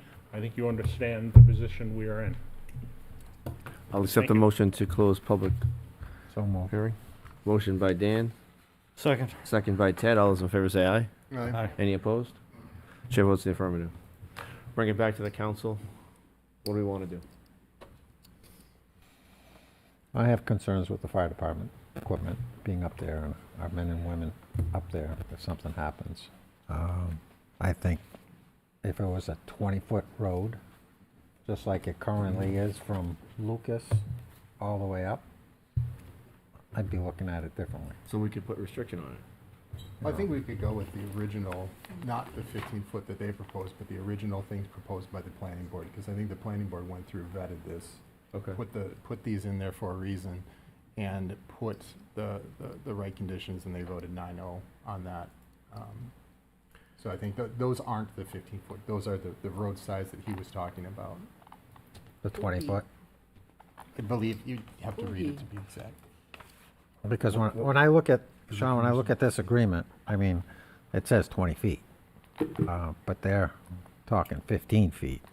Yeah, that's what So- they proposed as a change to what the planning board was approved. And I'm saying we should go with the original, not Go with the 20. 15-foot road. So I think we need to clarify, what exactly did the planning board say? Not just for the board, but for the people So listening. it's within, While he's looking that up, let me ask, what would the fire department be comfortable with if the board were to approve this? What would you guys feel comfortable with? I don't want to speak for you, but I Oh. think they provided that within the conditions, if you want to give me a second to. Okay, yeah, I just, work 'em out. I know, I'm just Okay, trying to got address it. Dan's concern. If the, Because, yeah, those were fire vetted and. yeah, I just, So, Mr. Chair, if you don't mind. No, So these please. are the conditions that were recommended by the planning board. These are based on internal discussions between planning staff, engineering staff, and the fire department. So again, that's what's up on your screen. And I think to Vice Chairman Faber's point, you have a few options, that being to approve the building permit with these conditions as was recommended by the planning board. You could consider approving the building permit based on what's been presented before you this evening. And I would say if you're going to do that, you would need to amend that waiver to reflect 15 feet and not the 20, to your point, Counselor Bouchard. Or you can determine that you don't think this is appropriate and deny the building permit. That's a few of the options you have. You can certainly go through these one by one, but again, to Counselor Faber's point, the planning board kind of went through this exercise already. But again, this is your decision to make in terms of how you want to review this, and then ultimately make a decision on the building permit itself. Okay. any more discussion on this? I mean, as far as like waivers you want to imply, or do you want, Dan is concerned about the 20 feet, am I correct? I'm concerned about the 20 feet. I'm concerned about, it's just not a good situation trying to put our equipment up there, and it gets bottlenecked up there and there's no way out of there. I mean, there's discussions before saying that they should have some way to turn our vehicles, our fire apparatus around. You know, we don't have enough hose to go up there, I don't think. I think we'd have to end up with tankers, and, you know, one tanker now has to back up all the other vehicles, and so. I am too concerned about the chief's point, you know, even though they don't have to respond, they're gonna respond. They're gonna. And we're gonna put their lives in Exactly. danger. That does concern me.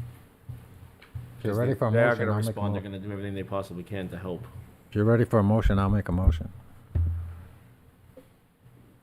I think we've talked to, and so I've been through this with Yeah. the planning board, hearing the whole thing. We've been Yep. through with fire to make sure that they're absolutely comfortable. And we can ask them again tonight if the original, because we spent a lot of time asking Right. the questions on the 15 feet, and I don't think that was, the 15 feet, that does not fit any of the. And also, I mean, Right on that. yeah, Sean, I went up there today, you know, because I went up Jack's Bridge Road, and I'm trying to find it. I'm like, okay, this ain't gonna work.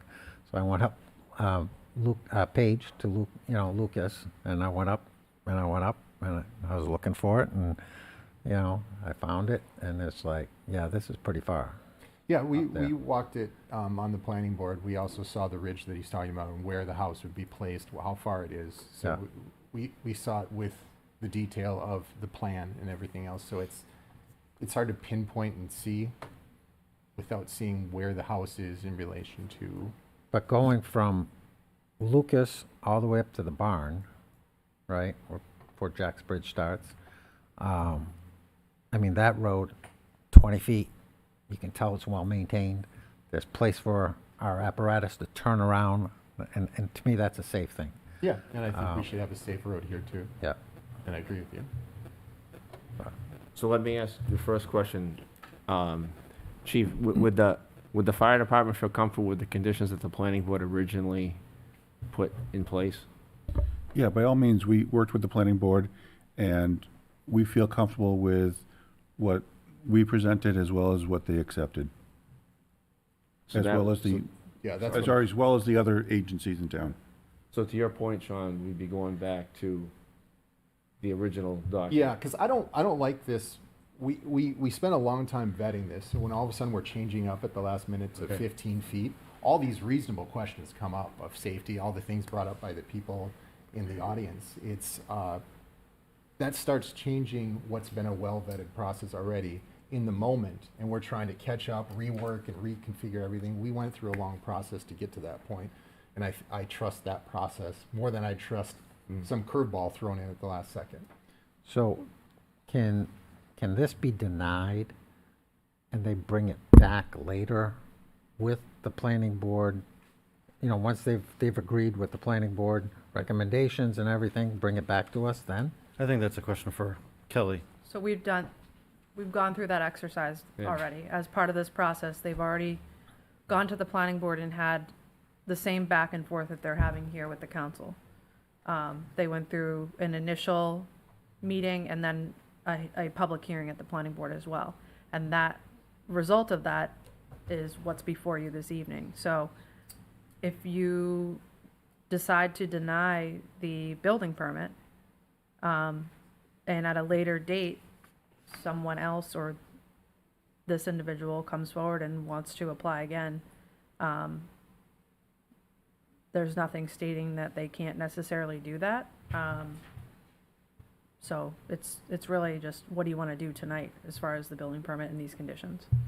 I mean, Yeah, yeah. because if you have something different that would satisfy what you're thinking, it'd be good to bring that up now rather than go through the whole process to get back here today.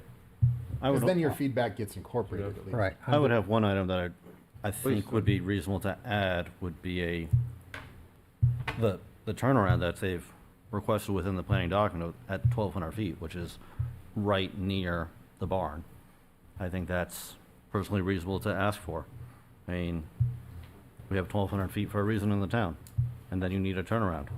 And that's part of the recommendations. Exactly. Yeah. My concern, Ted, is I'm listening to what Kelly just said, and they've gone back and forth with the planning board.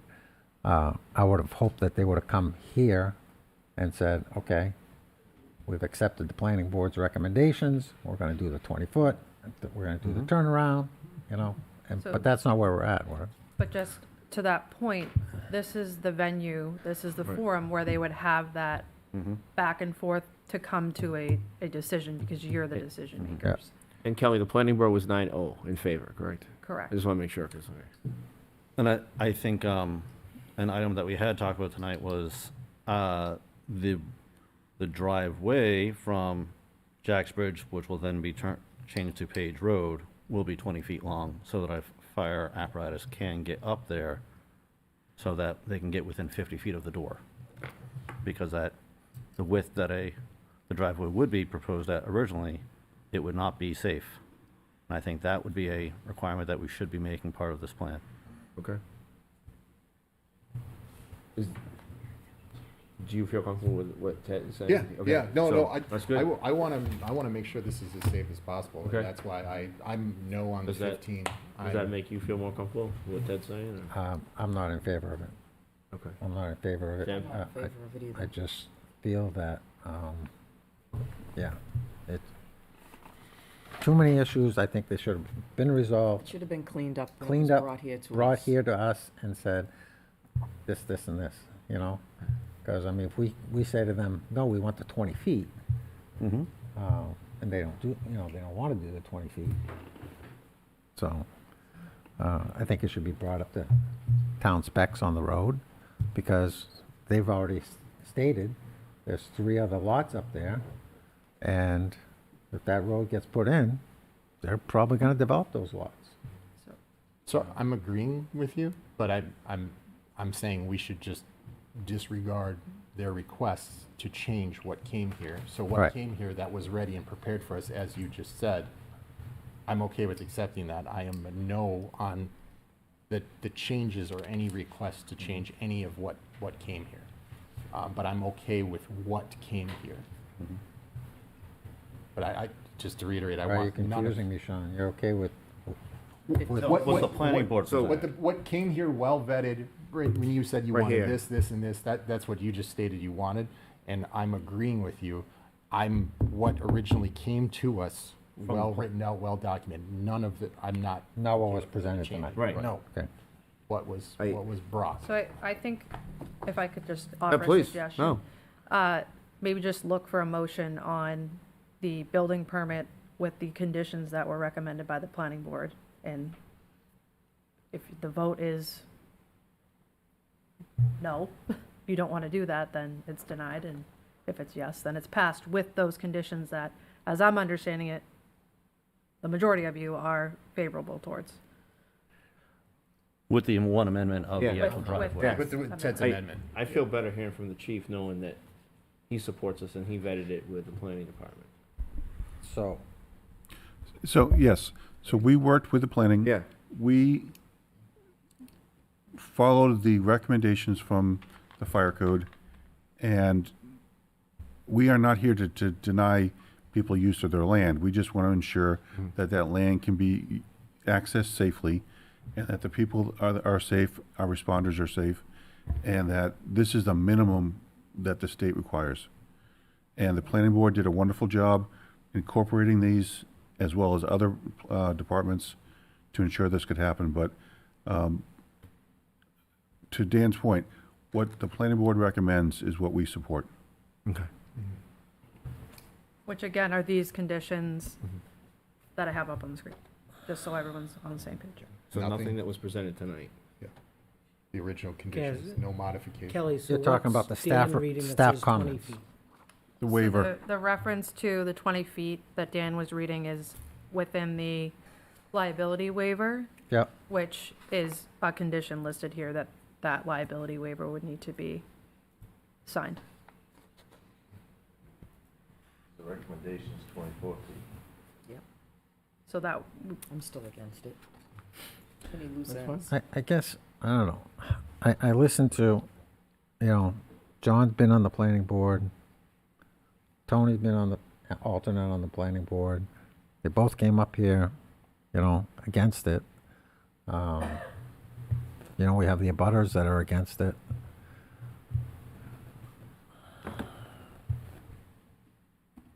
And we have the vote of the current planning board. Right. Vote of the current planner was 9-0, Yeah. and with the current stipulations in here, fire department supports it. Because I heard the same questions you asked tonight when we were going through the long process of vetting this out, Yep. getting through. So all those things have been asked, and that's why I feel more comfortable with those being addressed, because I was sitting there with the process as we went to address those things that came up. I guess That's why my I'm also not problem okay. is the enforcement of any of this stuff. And when I say enforcement, later on keeping down the road. So like, I don't remember which person got up and said it, but if these people don't clean their road, then these people are stuck, then the fire trucks can't get up. There's too many what-ifs in this for me. And if they want to come back with something that's a solid plan that eliminates the what-ifs, because God forbid, I hate to bring it up, but there was a terrible fire in Londonderry that a long time ago, and a mother and a child, and the wonderful people, and because we weren't prepared and we didn't consider the what ifs. What ifs? If there had been a hydrant, if there had been, these things would have been not happening. And so for me, as one person on this board, and I know people put a lot of work into it, and yes, he has a right to do things with his property, but what was the road off of Hardy? The guy wanted to put in a few houses, and they made him totally redo the road 24 feet and up to par. Ted, you lived on that road. What the heck's the name of the road? Bancroft. Bancroft. On Bancroft. They made him do that before he did did his thing. We wouldn't let the people on Brewster do it because of safety issues. We have to have a standard of consistency, if you ask me. And yeah, we would be setting precedent. We set precedent in the past and we said, you had to do this, you had to do that. And now we're saying, it's okay. And so for me, if they want to come back with a solid plan that eliminates a lot of the what ifs, then for me, I would say, yeah, you want to build that road, for this development and to do this, and it keeps not just the people in the house that they sell it to safe, our employees safe. And, for me, that's important. So I'm voting, I guess I'm not for this unless they come back with something more concrete and solid. No, the safety of the employees is very important to me. That's why I wanted to make sure the fire department was on board with it. So what's it going to hurt them to come back at another meeting with a solid? Can I just make a point really please. quick, just to Deb's point a little bit? So in an ideal scenario, we'd have a class 6 road policy, right? Where we would have very pointed policy and procedure to point to. We don't have that. We have the state law and we have past practice, which are the conditions that are before you right now.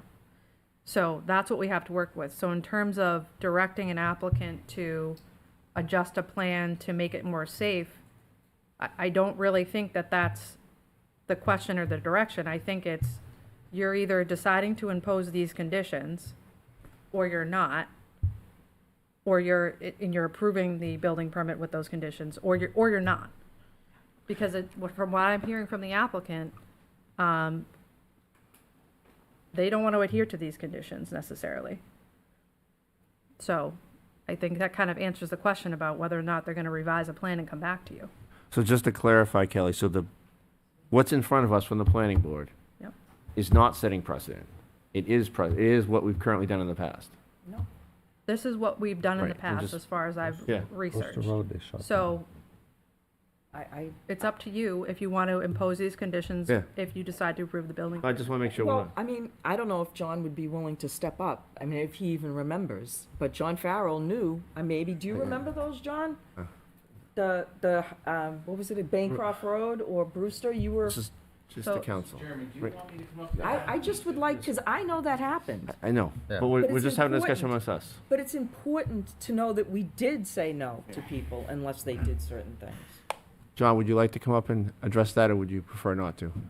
It's up to you, sir. I don't know what the question. Yeah, so I just so we'll just say, what do we want to do? The one thing that's might change on this, and I double checked to be sure I even have it up here if you want to see it, but SB 281 did go through. It didn't fail. And if signed by the governor, within 60 days of that, all this requires is a waiver. So these are our chances to get the safe condition in. We don't do it and it comes back. We may get this with no safe conditions. We may get a different situation that we don't like. And so this would be our chance. And it's unlikely to be either, I would say.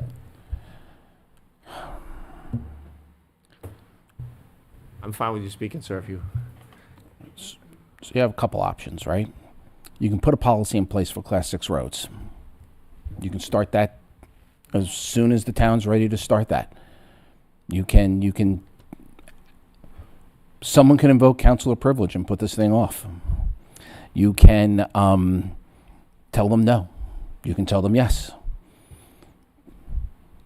If you're familiar with that area and everything, and you've listened to the people who have lived there for 30 years and what's required for them to take care of the road, sounds like a lot of work. With regards to any other accidents that have happened here in town or things that have been denied in the past, I'm sure they were all done for good reason. And, I don't have instant recall on all the different fires that have happened in town, but what I did hear tonight is I heard Brian over here say this is the minimum for state law. I heard Fred, the fire chief, say, I support what the planning board said. None of them said this is ideal. None of them said they support this. None of them said they didn't all stand up here and say this is a great idea. What they're doing is putting on their capes with a big S on the back of it and says, we'll show up. It's kind of where you're at. So I don't know if that's what you were looking for, and I hope that helps. I'd like to call councilor privilege then. Okay. All right. Let the record show that Councilor Paul has invoked council privilege, and this will be put off to the next meeting. Can I just ask, when is the next meeting, just so we have a date? July 21st. July 21st.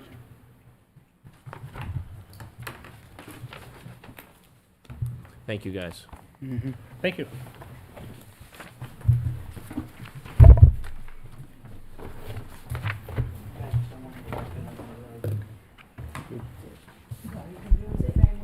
Next up is the public hearing. Take it out in the hall, please. Next up is the public hearing for input, discussion, to take action on adopting rules of order for the town council. I'll accept the motion to open the public hearing. Moved by Deb, Second. second by Dan. All those in favor say aye. Aye. Any opposed? Chair votes in the affirmative. Thank you, Mr. Chair. So in front of you, in the packet, you have the original version, or I should say the fiscal year 12 version of the town council rules. You have a red line copy of the amendments, and you have a clean copy of the amendments. I want to be clear that the red line and the clean copy are the same document, just two different ways of looking at it. Okay. The substantive changes to these revisions, it incorporates the revisions that you made previously this year. It introduces the formal process for counselors and the public to request agenda items using a standardized form and timeline, as Town Manager Sean Mulholland has communicated to you. We did replace gender-neutral terms with chairman and vice chairman, so now it says chair and vice chair. Responsibilities of town staff were clarified to ensure that meeting minutes are legally compliant and to generalize the fact that the executive assistant is responsible for ensuring minutes are taken, but not their physical presence at the meeting. And counselor liaison appointments are more clearly defined and updated to reflect the current town boards and commissions in there. Any questions from the council? I had one, Good, Dan. as usual. Yeah, that's right. Yeah. Under, it wouldn't be normal if I didn't. Under agenda, Yeah. it says 10-day notice. What if something comes up within, an emergency within those 10 days and we want to bring that up? As I've done in the past, the chair would add it to the agenda, is what we've done in the past. The chair would work, in the case of an actual emergency, the chair would work with the town manager to determine whether that is an actual emergency that belongs on the agenda or something that can be. Okay. Often those emergencies require even faster action, and in that case, again, the chair would Yeah. work with the town manager. So there is flexibility. Yes. Yeah. Yes, Good Well, point, again, Dan, we're actually. talking Yeah. about what constitutes an actual emergency, exactly. Yeah. So which would maybe it should be likely more result in a special meeting or something of that I nature. think it needs to be a little more flexible because, for example, let's say Sean has something that comes up at the planning board and needs Yeah. to be discussed at the next council meeting, but we only have 7 days, you know? Does that Well, mean? Again, is that necessarily an emergency? I think that's where the chair and the town manager would have that conversation. It does not preclude special meetings, as Ms. Karen has said. And just to let you know, somebody had asked to make sure that these got out to the public. These have been posted on the town website under the town council page. All three documents in front of you have been up there since the day after your last meeting. So we received no comments from the public on it. That's my only concern, the 10 Okay. days. That's it. You know, if there's flexibility there, I'm okay with it. There's definitely flexibility. Yeah. All right, should we make a motion? I got to open public first. Oh, sorry. Anyone from the public have any comments, suggestions on the rules? Seeing none, I'll make a motion to close public, accept the motion to close public comment. So moved? Motion by Sean, Second. second by Deb. All those in favor say aye. Aye. Any opposed? Chair votes in the affirmative. So motion to adopt the rules as written? Motion by Sean, Second. second by Dan. All those in favor say aye. Aye. Any opposed? Chair votes in the affirmative.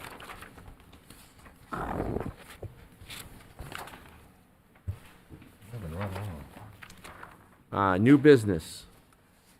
Accept tax collector's deed for the property located at 10 Beacon Street. That has been moved to 721.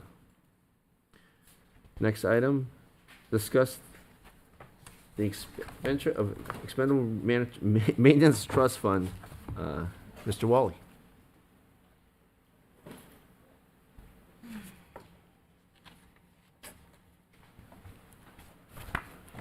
Excellent. Thank you, Mr. Chair. Tonight, I bring before you a bill to pay for a couple of emergency repairs. You may recall we had a unit go down in the finance department. We had some window units up for a week or two.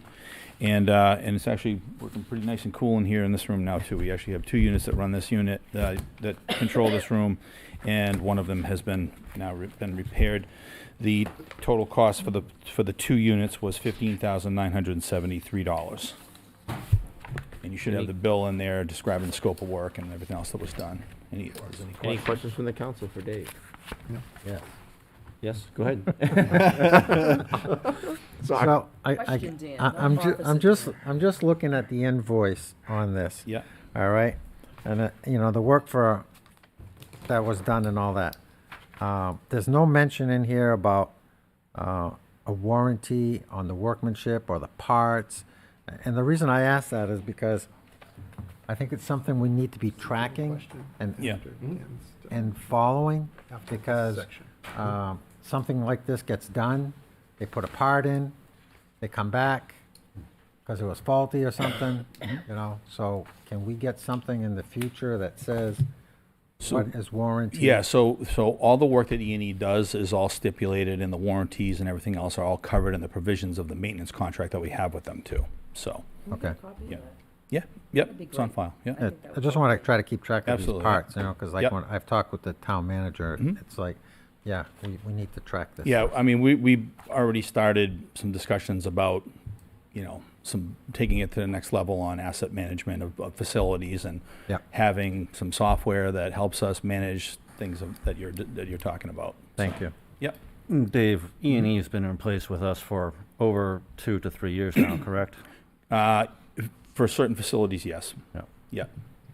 Yeah, for a little over 2 years now. So we've had their maintenance with us, Dan, for quite a few years now. Yeah. So.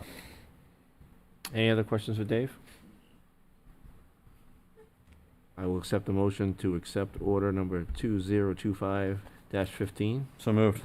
Moved by Ted. Second. Second by Sean. All those in favor say aye. Aye. Any opposed? Chair votes in the affirmative. Great. Thank you, sir. So before we go on to the next section, I just have a procedural thing. We went through so quick with the alternates for the ZBA. I've heard complaints in the past that we've approved positions that have not been posted. That particular last one has not been posted, and we just inserted it in here. So is that, because I want to make sure we're doing things proper every time and not sometimes we post, sometimes we don't post. I think we should be, I mean, the complaint has been at the town council for doing that in the past, not having things posted properly. So I think. Let me ask our. Yeah, that last alternate position technically should be posted out to the citizens that has now been open and vacant. What do you think, Kirsten? So technically, when you moved Rob into the full member, correct? Then you put Mr. Grennan into the alternate seat. That was Those posted. two positions Those are both posted. were posted, both Those of two those. positions were posted. Then, through those actions, another alternate position became vacant this evening. That was not advertised and posted. Yeah. Is that, so that's what. Yeah, that's my concern, because we've complained about that in the past, and I want to make sure that we're doing everything by the book and consistent. In the past, we haven't filled positions that haven't been posted in the past. I will say, I believe in the past, if a position opened up and more became available, you did fill them from the current applicant pool, if you so desired to do so. We have done that in the past. So it's just, does this council want to consistently go forward in that manner? Because I've heard complaints after every time. So we either got to make sure we say it's okay to do, and we're going to do that in the future, and that's okay, so we clear it up for the public.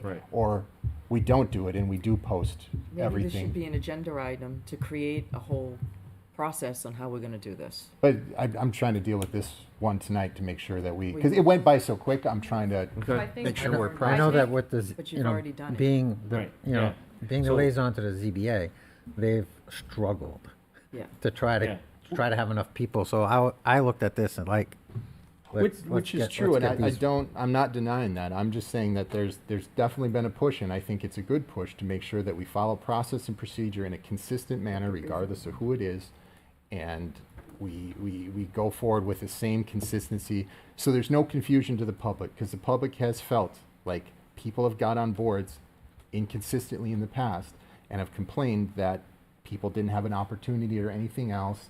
And so that's happened, and I want to try to address that and start calming those things. What if we were to take it up, Deb's point, we already voted on this, but take it up in the future? Well, that's why I said, if we put it Yeah. on the agenda and work with Kristen and get like a actual, this is our process, because there isn't one. So we kind of have one. It's loosey-goosey. But I still feel like we did it There are specific tonight. timeframes that we are adhering to post Yeah. vacant positions. Mhm. In recent history, we have consistently posted vacant positions as they become available within, what's the time frame? With a minimum open period from when it's posted for 2 weeks.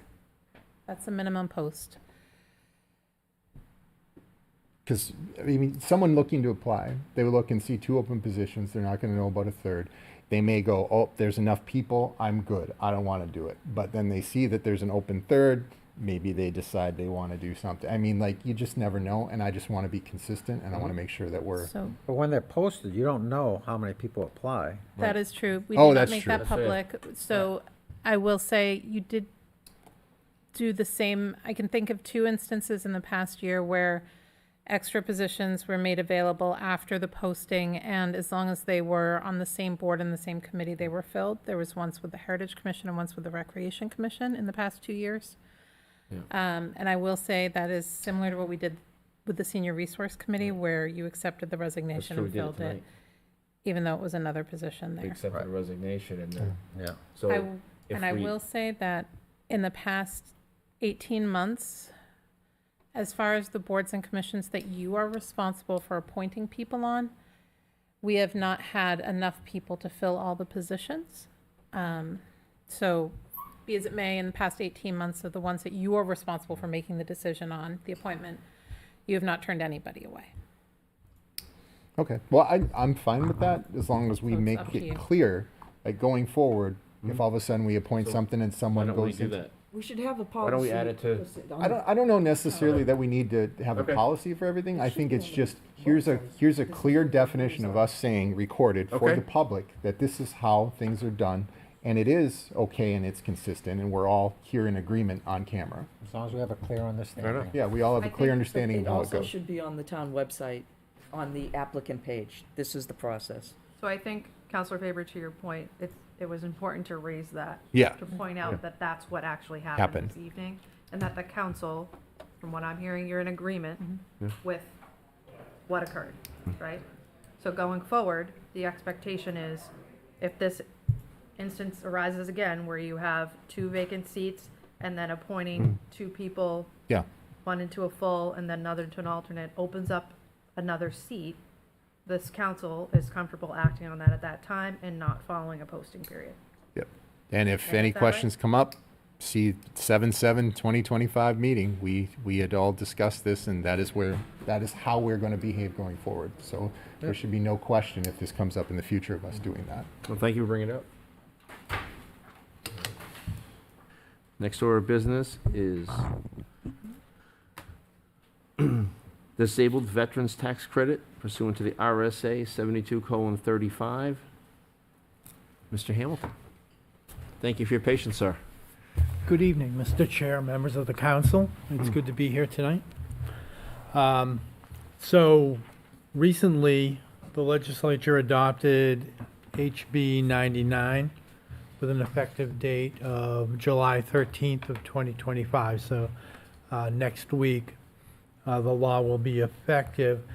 It changes the provisions of the disabled veterans tax credit in 2 ways. One, it allows a town to increase the maximum amount of the tax credit from $4,000, where Londonderry currently sets that tax credit, to $5,000 per year.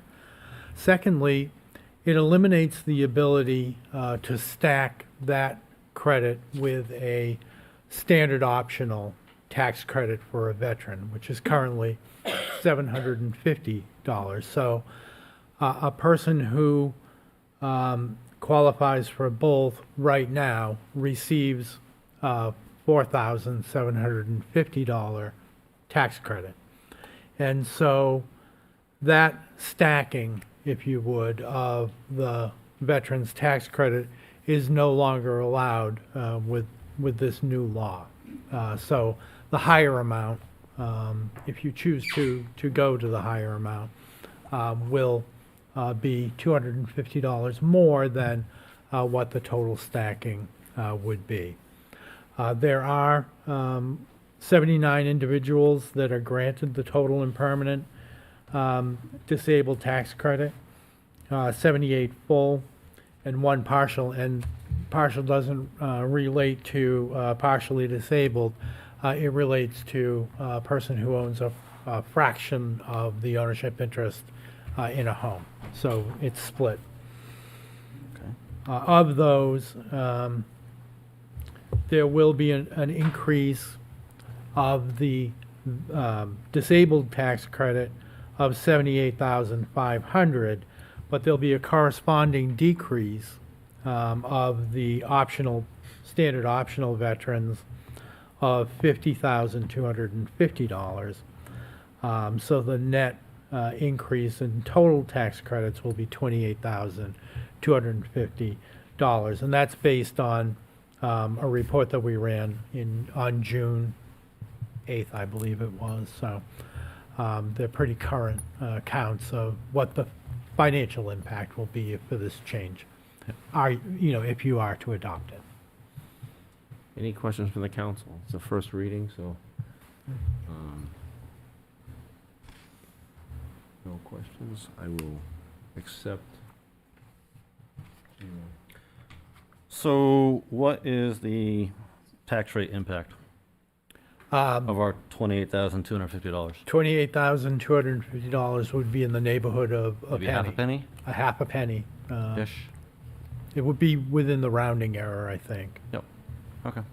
So I propose we move that the Londonderry Town Council hereby schedules a public hearing for July 21st, 2025 to adopt the provisions of RSA 7235 1A, tax credit for service-connected total disability in the amount of $5,000 with an effective date of August 1st, 2025. I have a motion by Sean.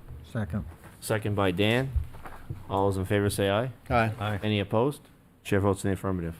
Thank you, sir. Mr. Chair, thank you. Thank you all for your attention to this. Mr. Chair, Yeah. if you don't mind me making a suggestion, I'm just looking at the agenda. I believe I have all the remaining items with the exception of the master lease purchase agreement, which our finance director will be covering. Perhaps you want to move that up. Sure, If absolutely. you so choose. Just a suggestion. Yeah. It's getting late. So I will, next item will be authorizing a master lease purchase agreement. It's Mr. Campbell.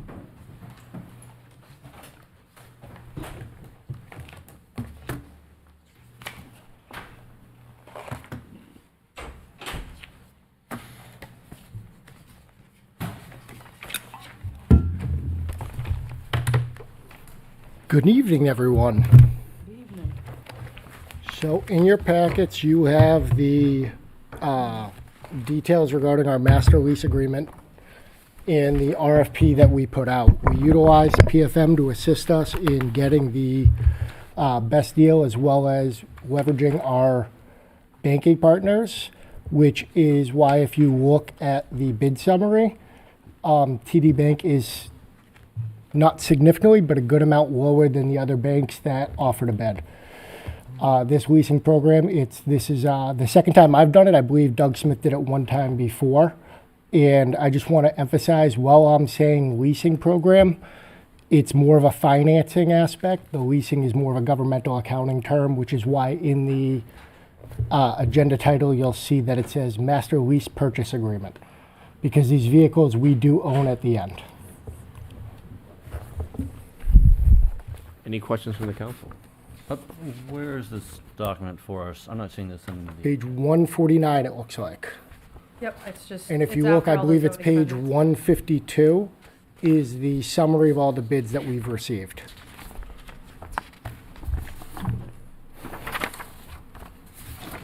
Thank you. So if you look at the other banks, you'll see that most of them, I think the next closest is a 3-year at M&T at 3.952, where we're getting the 3, 7, and 10 at 3.72. TD has also worked with us in the past. They're the ones that when the last time this came around, we selected them as well at that point, and they assisted us with I guess, benefiting us as well as saving us money, where rather than having a secondary company hold it in escrow and have to pay them, they allow us to hold it in escrow ourselves and utilize the funds in there. They earn interest, and then we draw on it as we're purchasing the vehicles and equipment. But rather than somebody else earning interest on it and us having to pay them, we're able to do it all within house, and essentially that money acts as the collateral until it's replaced by the vehicle as collateral. Any other questions? Dan, you know? I don't have anything on that. If no one has any questions, Sean, do you? So I move that the London Area Town Council hereby approves Resolution 2025-13 relative to a master lease agreement for the lease purchase of equipment and vehicles for the town. Motion by Sean. Second. Second by Ted. All those in favor say aye. Aye. Any opposed? Chair votes in the affirmative. Thank you, sir.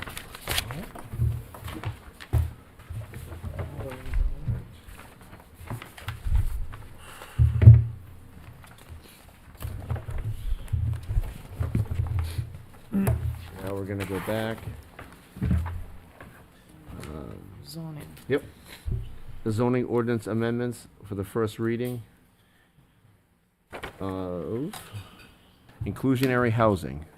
Yep, just bear with me Yep. while I pull it back up.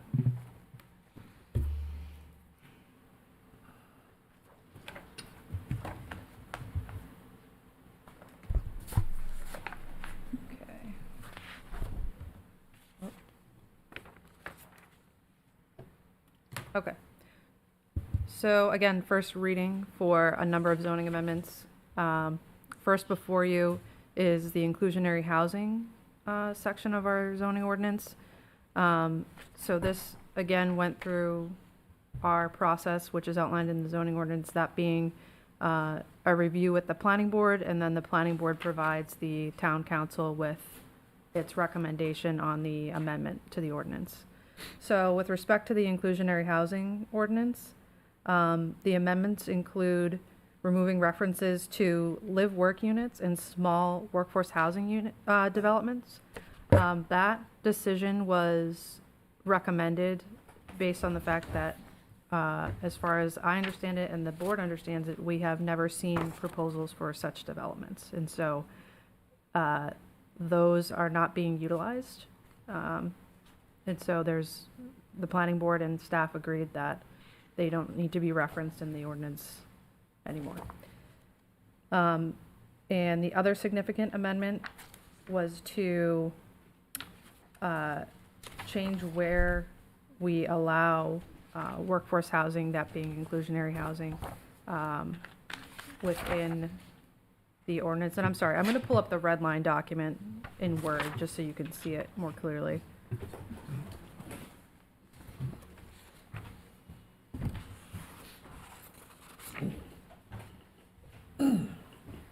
So again, as far as where inclusionary housing is permitted, so previously, or in the current ordinance, I should say, it's permitted by conditional use permit in AR1, R3, and all of the commercial zoning districts, as well as PUDs, and the 102 and 28 overlay districts. Through discussion with the planning board and staff, the determination was made to permit multifamily workforce housing, inclusionary housing, within the same districts that we permit multifamily housing. So the change is to remove multifamily workforce housing as permitted by conditional use permit in the AR1 zoning district, but keep it as is. That is permitted by conditional use permit in the, again, R3 commercial zones, PUD, in the 2 overlay districts. So those were the significant changes. And again, this is the first reading, so I'm happy to take the council's feedback on these amendments, and then again, we'll go through this process again at the hearing, and be able to hear from the public as well. But if the council has any initial thoughts or changes that you want to bring forward at the hearing stage, now would be the time to cover that with respect to the inclusionary housing. Maybe just for a better definition for people here and at home, what exactly are we meaning by inclusionary housing? Some people may So- think it's one thing, some people Yep. may understand it as something else. So it's workforce housing by the statutory definition that the state puts out. So there's specific formulas that are within the statute that define how you calculate the cost that you can associate with workforce housing. So Is this what is now called as inclusionary and formally as workforce?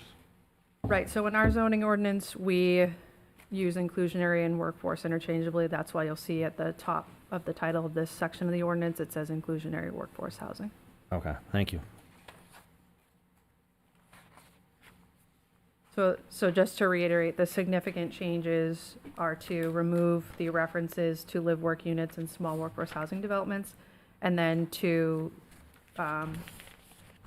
make multifamily workforce housing and where it's permitted consistent where we currently permit multifamily housing.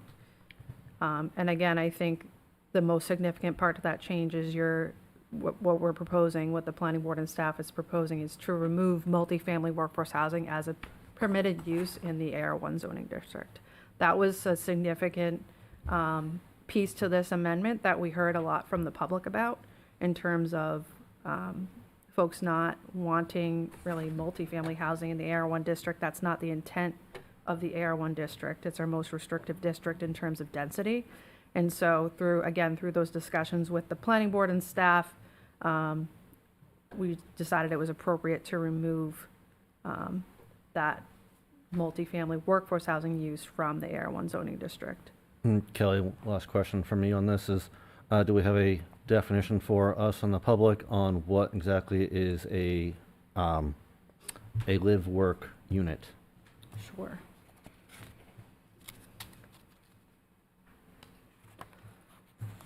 So it's essentially what it sounds like.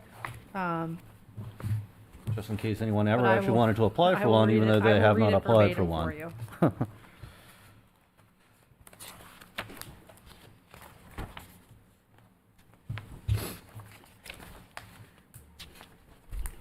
I guess, the better question would be is, from many people who work from home these days, do many AR1 homes technically qualify for that or no? Nope, so it still has to fall within the confines of workforce housing. So live-work unit would be a single unit consisting of both workspace for occupations like commerce, professional services, artisan or similar, along with a residential component that's occupied by the entrepreneur. The live-work unit shall be the primary dwelling of the occupant is intended for non-residential zones as applicable. So people who work hybrid work or work from home completely for either tech options or anything else that they do for work, that wouldn't fall under that? That's in commercial zones, Nope, though. so It's this, only commercial again, zones. it's specific to non-residential zones. Okay, thank you. Even though we had it before within AR1. So, just so you can see. The live-work units were not permitted in AR1. They were permitted in the commercial zoning districts industrial districts. Gotcha, I must have heard you incorrectly. My What I was apologies. referring to that was permitted in AR1 that we're proposing should no longer be is the ability to have multifamily workforce housing, which again is consistent with how we permit standard Perfect. market rate. Thank you. I misheard you. Thank you. Yep. Any other questions on the inclusionary? Well, I just wanted a little bit of clarification. I know what AR1 is, but R3, I have no idea what that is. So that's our multifamily That's residential called zoning multifamily district. now, is R3?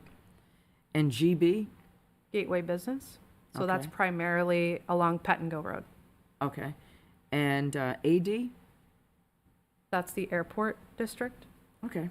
No, this should be a key.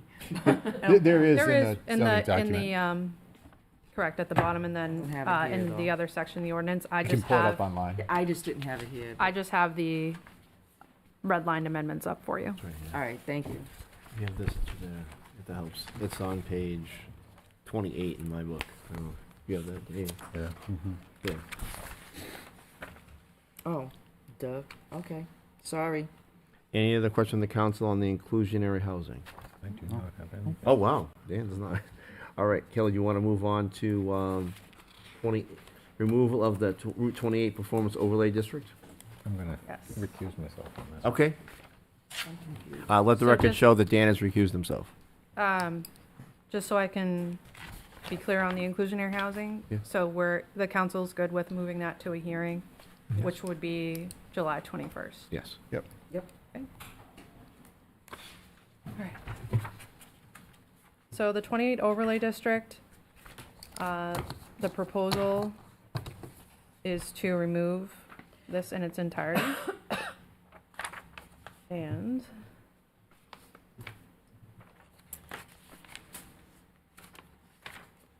just to give a little bit more context, so the 28 Performance Overlay District is located in the Exit 5 Route 28 corridor. And this overlay district was initially adopted in 2002. And the intent at that time was to, one, remain consistent with, again, at that time, the 1997 master plan, and to also try and deter some larger scale commercial development that the town was seeing coming down the pipeline that was really associated with the expansion of I-93.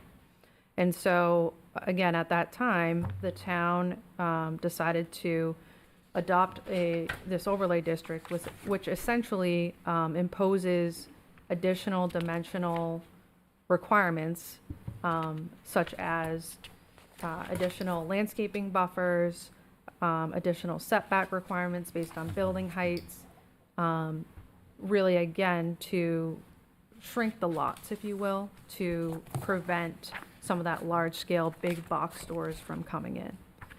So the intent of overlay districts by nature is to be temporary. So to have an overlay district in place for 20-plus years is really not standard practice. Again, they're intended to be temporary to address a need at that time. And so we being this town staff and the planning board, have gone through this ordinance. We've gone through the exercise of doing an analysis on the lots within this overlay district, and trying to determine how appropriate this overlay is at this stage. Through that analysis, we've concluded that there are not a lot of vacant lots, and any vacant lots that do exist are very, very small, and unlikely to be developed. So that means that there's a great opportunity here for redevelopment.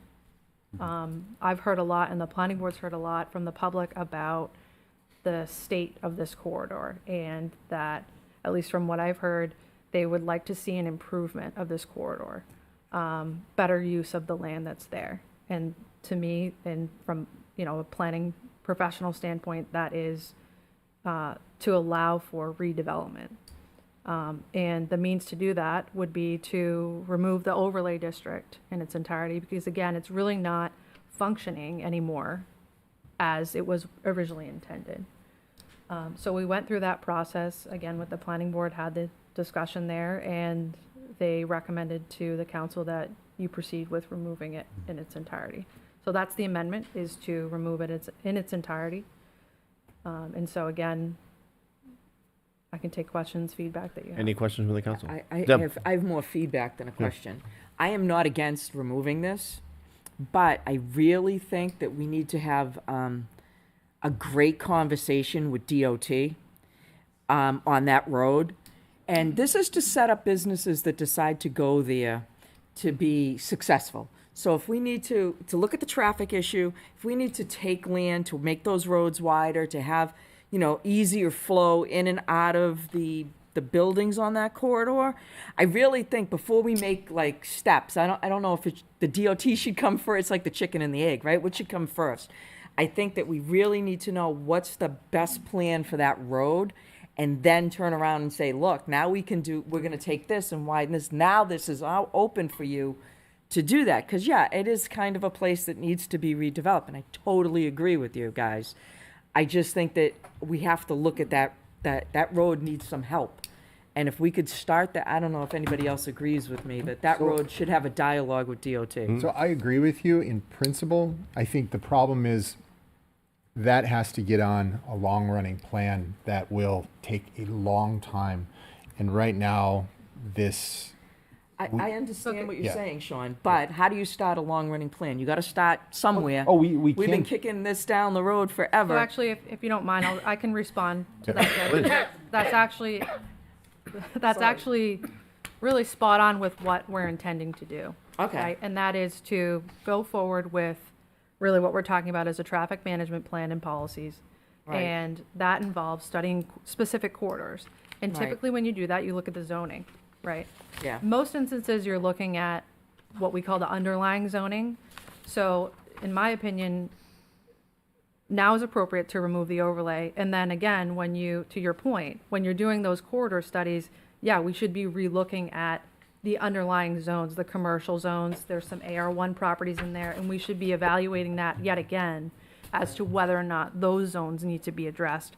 But I really think that the first step is to get rid of this layer. Like I said, I'm not against this, but Yeah, I I just think- wanted to bring out the thing that we really have to do that. That's because I'd hate to see- exactly right. Your point is very valid. I don't and want to that's see how it should somebody be come done. in and, all of a sudden we got to take the frontage. They just built this new building, and in 5 Absolutely. years they're like, oh God, I got to move my building. Yep. You know what I mean? Like, I'm just taking the business side for a second and saying those poor guys. But I think you're right, and I think it's good. And I know that Sean, not you, Sean, the other Sean, sorry, talked about a plan coming into place. And this is part of the strategical plan, I'm sure, along with the traffic plan. But I did want to bring that out, that maybe we could get them to come talk to us more, DOT. Because at one time, I don't know if some people in the room may remember, there was supposed to be a road off of exit 5 going directly to the airport. And they had come up with like 3 plans, I think, and then we ended up shooting it down, and they got mad at That was us. back in 2000. I'm sorry, That was Ted? back in 2000. Yeah, so you remember that, right? Yes, I've seen the plans, yes. Yeah. And to further elaborate, and I've had conversations with Kelly, I've had conversations with Sean about this. When I talk about traffic, that's one of the things I think we need to do in this town, is do an analysis of how the traffic flows throughout the town and identify roads like 28 and start taking in mind and getting, as Kelly said, the right underlying zoning so we don't have those businesses building up, because that's where we're going to need more space. But we have to identify where those spots are. I think 28 is an obvious one, but there's some less obvious ones in town, and we need to have people not built up to the curb by the time we need to do something with Well, the road. that's my point. Yeah. I mean, that would really stink if you bought a business, build all this money into it, and then, Well, the other end is you have quite a few of these parcels along here that are so small that you can't actually build anything on. Right. That how the zoning is right now, it's completely detrimental to do anything. no, I So agree it that makes we need sense to be get able to rid of it. remove this as it is. And I know when the planning board was speaking about this almost, I think, 2 years ago when I was last on Yes, it was initially brought up at the planning board, I believe, in 2023. yes, and there were many members of the public who came forth who own the parcels and said that we can't do anything with our property with how this is because of the restrictions of the building, of the widths of the property that you needed to be able to have the right widths to actually even do anything for the setbacks. So I think this is a good plan to go forward to remove this. And traffic-wise, having some commercial in that spot with an internet or interstate exit right there keeps people from going through town down our, as Tony calls them, our cow path roads down through town to get to all the stuff on 102. Instead, Right. they have some things up there that they can get to without Right. trying to travel through all But the time. that road in and of itself Needs has help, too. major issues. I Yes. mean, just getting in and out of the Y is, you know, the poor Y suffers because of it. People sit there and get frustrated. So if you, just one more thing I wanted to point out from a procedural standpoint, so if the council's comfortable moving this to a hearing again on July 21st is the intent. It will be publicly noticed, but we also will be notifying each individual property owner within this district. That's Good. just good practice to do. The requirement is to notify if there's 100 or more properties within a zoning district. However, I don't think it's appropriate to not notify every property owner within the district, given that we're proposing a change to land use. So that will be followed, and they'll be notified for that public hearing. Okay. All right. Next item is a solar ordinance. So the solar ordinance is an entirely new ordinance that really originated from the Utilities Committee. And it was kind of driven through their conversations as well as the town being approached by a couple of commercial developers, solar field commercial developers, I should say. So people looking to put in solar farms. And us learning that we don't have the means to respond to that necessarily because we don't have an ordinance that addresses it. So again, this is an entirely new ordinance. And it's geared towards addressing both residential solar and commercial solar. To provide regulation on those, as well as where they're permitted. So Lynn Wiles, the chair of the Utilities Committee, really drove this process, really drove this ordinance, as well as our town planner. So I was hoping to leave his expertise to have him speak to that in greater detail than I will this evening at the public hearing stage, because I think that is most beneficial to the council. But I'm happy to answer any questions that you might have initially. But again, like I say, this is an entirely new ordinance. It again addresses residential solar as well as commercial solar. Yeah, Lynn could not be here tonight, but he will be here at the public hearing. Okay. So, But like I say, if you have initial feedback or questions for me, I'm happy to. How close are our Go ahead. ordinances to other towns that have them? Because when I question, so- initially brought it up, there wasn't a lot when I was So first on the utility. this ordinance is based on several communities that have successful solar ordinances that address, again, both residential and commercial. I believe, if I'm recalling correctly, that it's primarily based on the city of Rochester. They have a good solar ordinance. It also takes into account the state of New Hampshire model ordinance that is put out. So it's kind of trying to, the intent was to pull from those examples and modify it to what fits Londonderry. And I believe that was done here. So again, any initial feedback that you might have, happy to take it. Was there any discussion about placement on conservation easement land? For example, there's the piece of land right over here by, off of Pillsbury that's completely clear. So it's- That would be probably perfect for solar, but it's under a conservation easement. So it's, where it's permitted is based on the zoning district. If there are easements associated with a particular piece of property, like that property, for example, we would need to review the terms of that easement and make a determination as to whether or not a commercial solar farm is something that was considered or is spoken to in that easement specifically.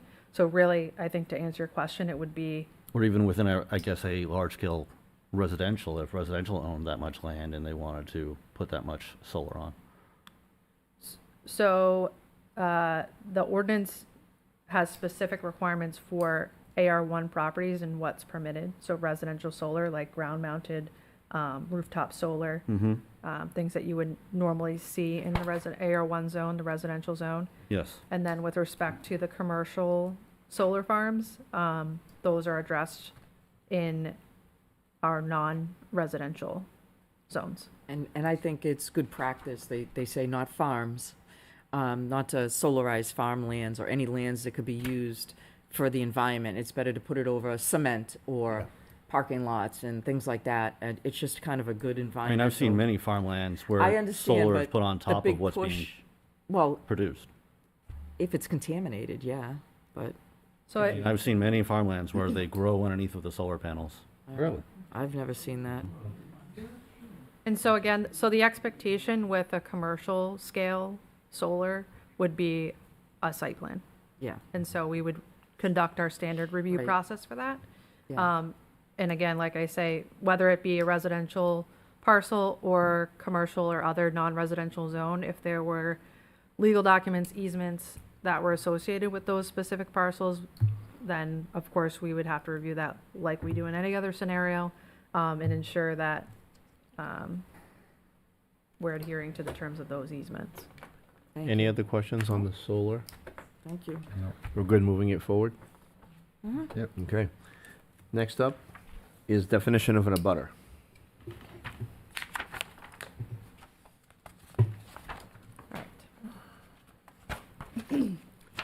So this is, again, amending the definition of a butter. This is kind of two-part. The state legislature made a statutory change to the definition, but I guess a year ago at this point, which essentially changed the state law definition of a butter, which is the definition that the town of Londonderry currently uses and refers to.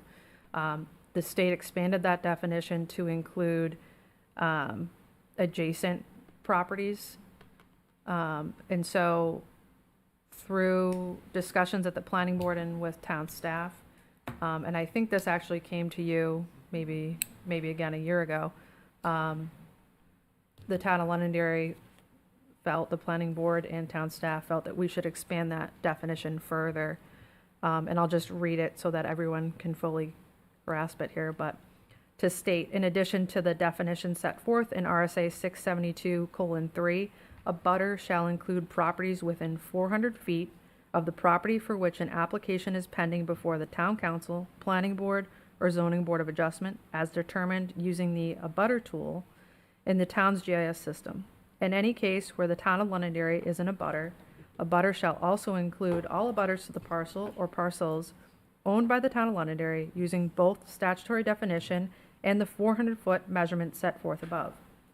A butter shall be indicated as a defined term where it appears in the Londonderry zoning ordinance, site plan regulations, and subdivision regulations.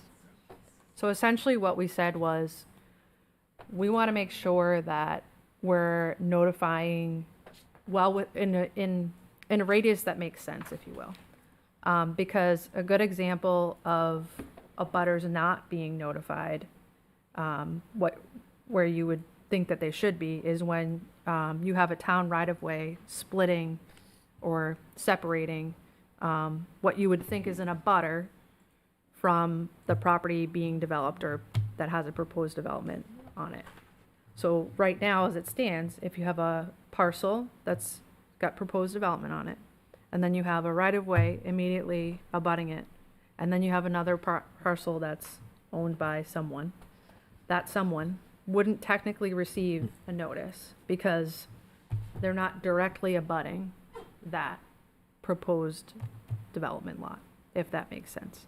So we're trying to address that. We're trying to make sure that we're capturing the appropriate radius for the abutter notification, which again is expanding beyond the statutory requirement. I just used the abutter tool on our GIS. It's very nice.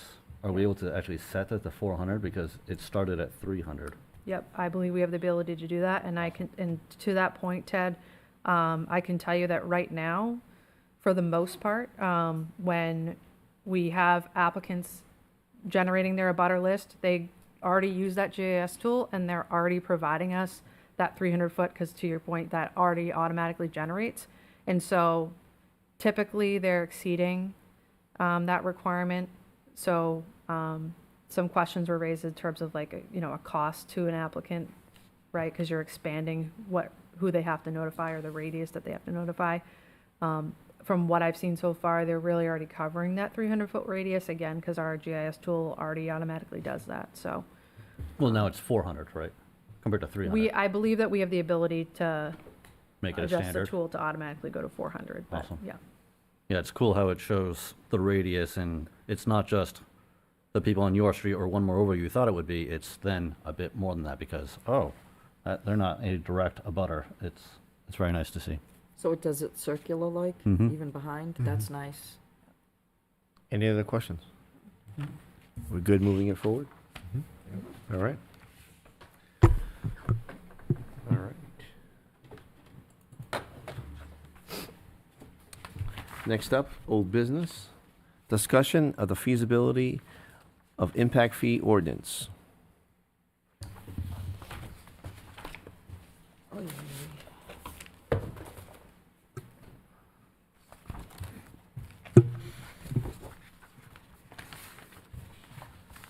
Working on it. Good. What page is, do you know what page it is? It's almost always bad. Okay. So this item is a result of some discussion that the council has had in prior meetings. That being impact fees. So in your packet, you'll see a memo from legal counsel that essentially outlines the statutory process for how to go about implementing impact fees. So just to be a little bit brief, I'm not going to read the whole memo, but impact fees are a tool authorized under state law that allow municipalities to assess new development for its proportional share of capital facility costs, such as schools, roads, fire protection, and recreation, needed to accommodate growth. Fees must be assessed in accordance with locally adopted ordinance and based on documented methodology. So the intention of this item is to have the council discuss and provide direction that authorizes the town manager to start to develop that impact fee ordinance and then an implementation plan for your consideration in the future. So we're not looking to have a discussion about what impact fees are or aren't and costs associated with each potential fee. What we're looking for is the council's consensus as to how you want town staff, that being the town manager, to proceed with, again, developing that draft ordinance and an implementation plan. Any questions from the council? Any discussion? So tonight, we're not voting on impact fees, yes or no. We're voting if we want the town manager to move forward with basically finding a plan for us and then bringing it back to us to discuss. So I feel like the proper way, this is the problem when we get a concept, throw it out there, that's going to solve a bunch of problems, but we don't have anything on the CIP that we'd apply to this. So it's hard to envision how to go forward without having an end in mind. And until we have something, I think that'd be the proper time to do that then and when something applies. Because impact fees is always a good funding mechanism specifically for certain things. But we don't have any of those certain things, so it's hard to tailor it. It's hard to write a policy to just kind of guess at what we might want when we have that CIP project. The other end is we don't have the money for this right now. We would have to go forward with our budget process and project out what kind of costs this may entail upon the town for our consultants and their various fees for developing this whole study, and if this would even be logical or not for us to move forward with. Yeah, I don't want to spend money until we have something to spend money for. Mm-hmm. So my 2 cents is,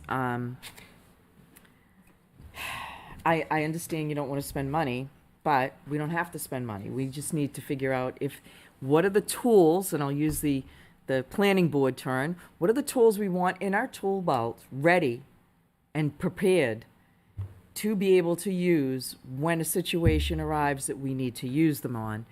Yeah, it might not be this year that anything's on the CIP, but it could be next year.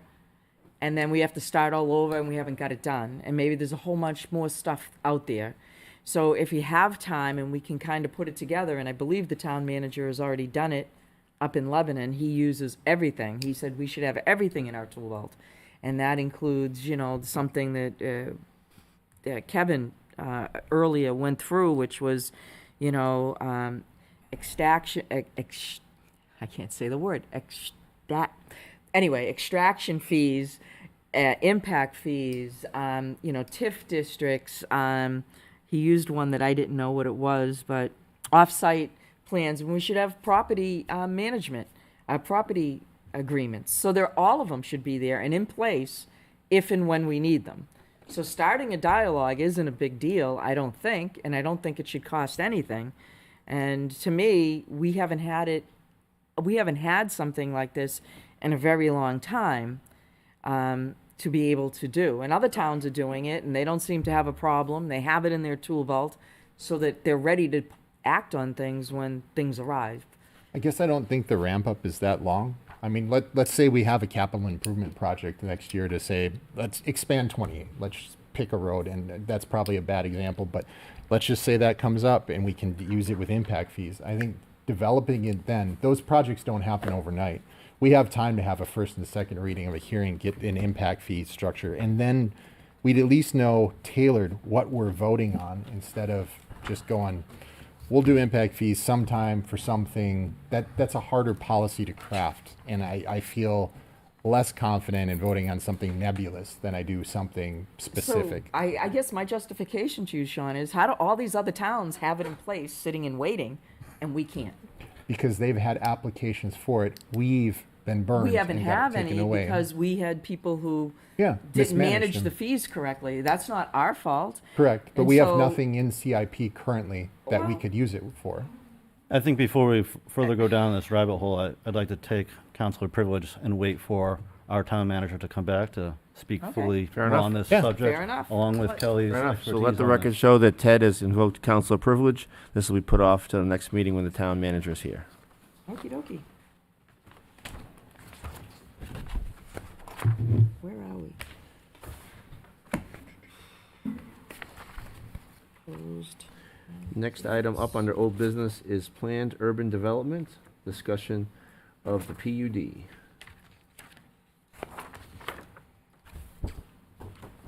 Well, I think we've discussed this before.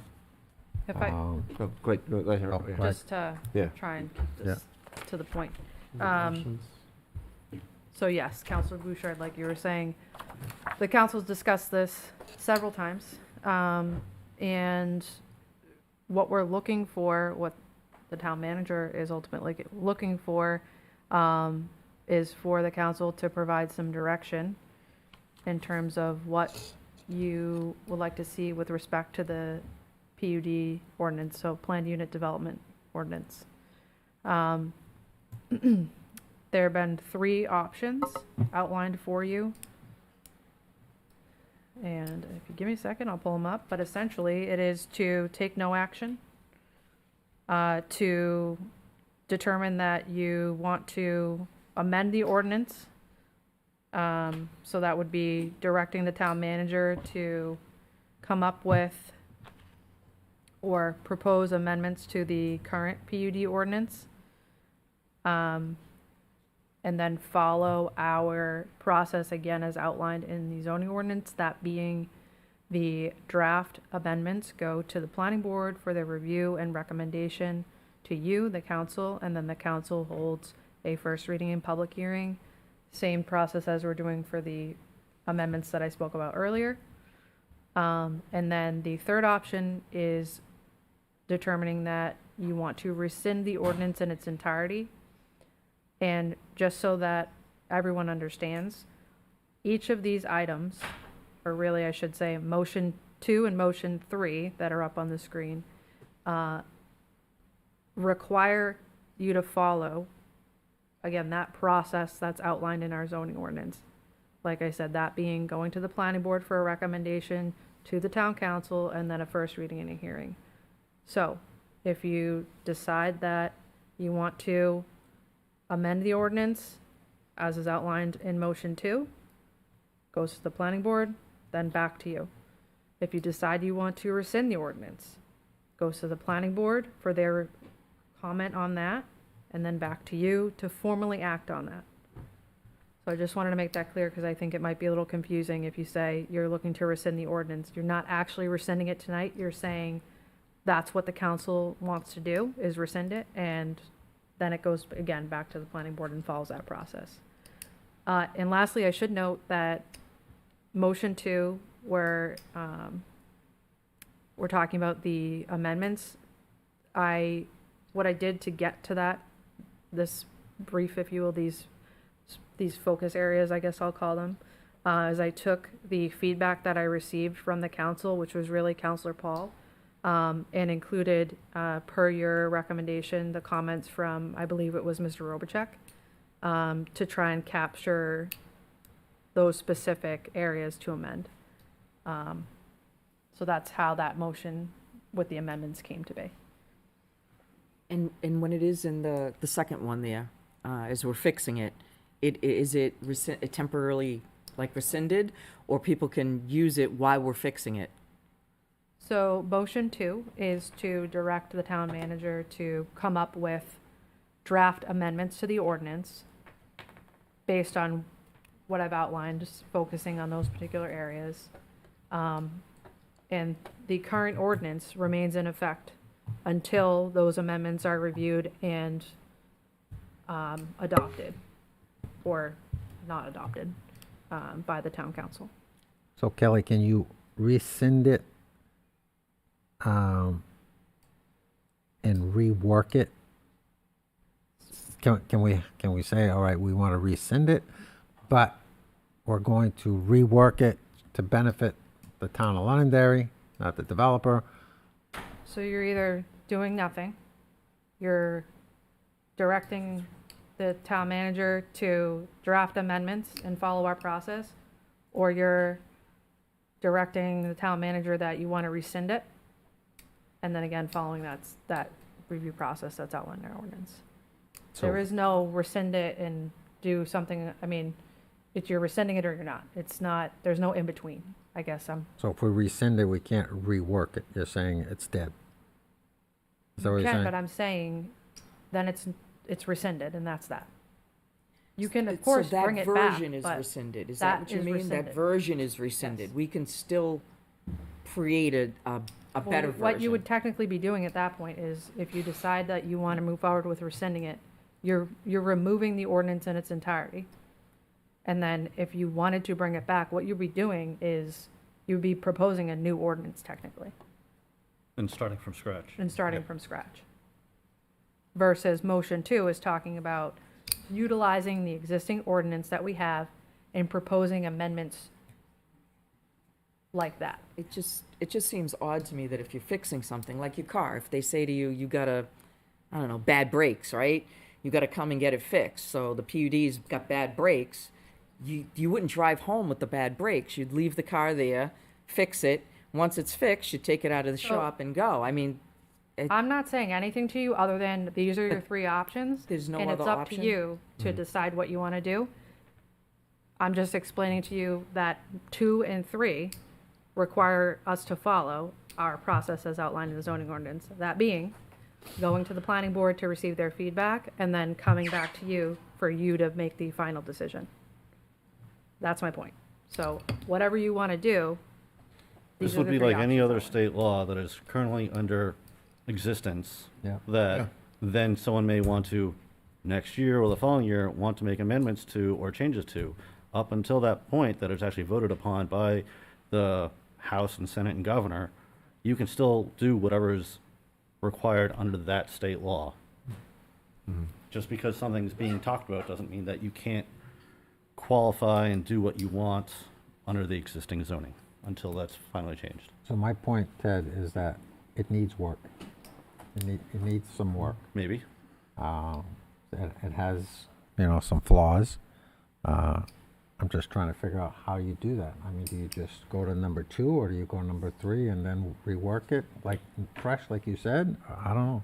I'm in favor of number 2. I also am in favor of number 2. I think it needs to be reworked. Yeah. And I think that we have. I think it needs to less ambiguity in there. I mean, it needs to be reworked to certain things, but I think I'm also in favor of motion 2. I want to. I will make a motion to direct the town manager to move to have the drafts amended. Kelly, do you want me to read this whole section for number 2? Motion 2. I could read the whole thing Up to you. if you want me to. I would read the Whatever whole your thing. pleasure. It's up to you. I can make the motion.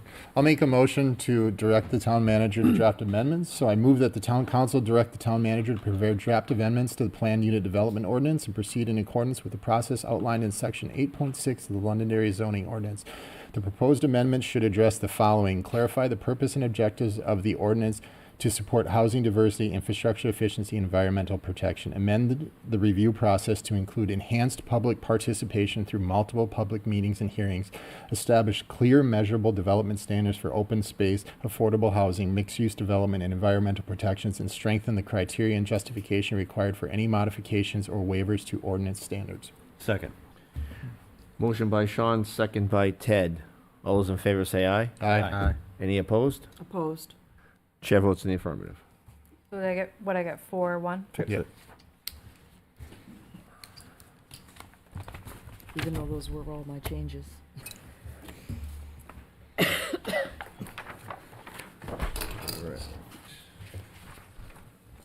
Approval of minutes. Any changes in the minutes? I will accept the motion to accept June 16, 2025 Town Council minutes. So moved. Moved by Ted, Second. second by Dan. All those in favor say aye. Aye. Any opposed? Abstain.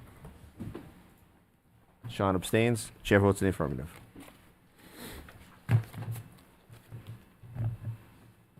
Liaison reports.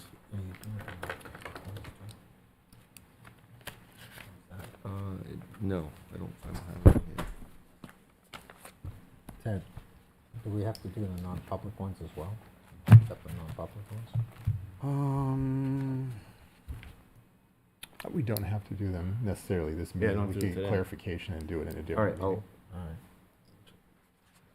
Mr. Chair, Yep. they're now appended to the actual minutes, so when you approve the minutes, you're approving all the minutes. Okay. Oh. So that's perfect. why the non-public minutes are appended. Thank you. Perfect. And redacted as necessary when there's. Thank you. Thank you, ma'am. Thank you, Kirsten. Awesome. Liaison reports. I went to the Airport Board Authority meeting back in June. Things are going quite well at the airport. They're expanding routes when they can. They're trying to get more routes, obviously, as much as they can. They don't plan any future runway construction like they've done in the past 2-3 years, where it rerouted some of the airlines. So the only major items they're looking at doing is IT and teledata upgrades throughout the airport. Those are the major items that they're looking at. There's one section of internal runway area that they're going to have to be repaving, but it shouldn't be rerouting planes around like they had done in the past few years. But everything's going great at the airport, and they're very excited for JetBlue to have their JFK connection. That'll really open up a lot of doors for them, and things are going well. Excellent. Any other reports? Liaison reports? All right. I do. Okay, go ahead. Of course. Got it typed out. ZBA is doing a great job. They had limited members. And after tonight, they have a full committee now. Senior Resource, I did not attend the meeting, but I watched it, and they are planning on their Old Home Day involvement. And they're going to have more members now, which is great. Library. Library's been a very popular thing on your emails, my emails, online. There's a lot of information going out there. And one of the biggest misinformation is that trustees stated that I was biased towards the library because my wife works there. I'm just going to make it very clear to the public. My wife does not work at the library. My wife has never worked at the library. My wife has never volunteered at the library. Okay? So I have volunteered to be the liaison to the library because she loves the library. And so there's ongoing issues there with trustees and with staff. We tried to, Sean and I offered to do a mediation with Sean them. Mulholland. Yeah, not you. The town manager. We thought we were all on track, but Sunday night they canceled it before on Monday. So they have, they're in contact now with an attorney and speaking with their attorney on what they want to do. Old Home Day. I know Old Home Day is important for us to be there. I have a conflict. I don't know how you guys feel. I have my 50th high school reunion up in northern Maine, which is 8 hours away on a drive.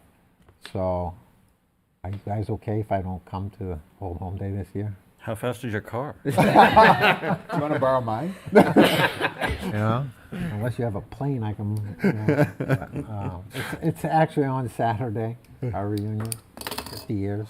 So, if you're okay with me skipping Old Home Day, Yeah, that's a special thing. you know. You just have to do extra work during the week. Okay. All right. I'll get my Dan costume out. All right. Thank you. So now I can plan on it because I didn't know what to do. Why stand so tall this year? You know, just wanted to run it by Making your hair everybody white. just to make sure. And that's it for my typed Excellent. information. I can just not diet. Assistant Town Manager report. Thank you, Mr. Chair. So as you're well aware, the town manager has taken a pre-planned vacation, so I've assumed his responsibilities. So we're continuing to move forward with town hall business. A couple items of note would be that we're trying to get the engineering position that's been vacant for some time now revised and posted. And we're also looking to move forward with the fire chief position posting. Separate from that, we have several meetings this week. Tomorrow night is CIP, where Recreation will be providing a brief presentation on their proposal. Wednesday night is the Planning Board, and Thursday night is an EPA public meeting that is specifically talking about the Tinkham site. So just put that on your radar. That's all happening this week, and I will be at all those meetings. And then lastly, a preview for July and August. So I'll just highlight a couple of items here. So July, you'll have the hearings on several of the first readings that we had this evening. So the veterans tax credit, and then the zoning amendments. And then another one I'll highlight is getting to talk about what Councilor Paul mentioned earlier, that being the strategic plan for the town. So a lot of important items to discuss at our next meeting. And then in July, again, another hearing, the discussion about the Old Derry Road water line extension. We did have a site visit on that. I believe Councilor Paul and Bouchard attended that, so some things have changed with that, which is why it was pushed to August. The primary change being the location of that site potentially. So we'll get into that in August. And then also we have some matters to clean up with respect to the TIF district plan. And then related to that, establishing a TIF advisory board. So that's kind of a preview for you for what we have for our next meeting and then first meeting in August. And that's all I have for now. Thank you. I like that preview stuff. That's It's nice. yeah. Well, and the way, just to kind of get to your point that you raised earlier about your rules. So the reason we're able to do this projection, this preview, is because we follow that 10-day requirement. Thank you. I'll open it up for public comment. Tony D. How are you, sir? Thank you, Mr. Chair. Tony D. Francesco, 1 Cheshire.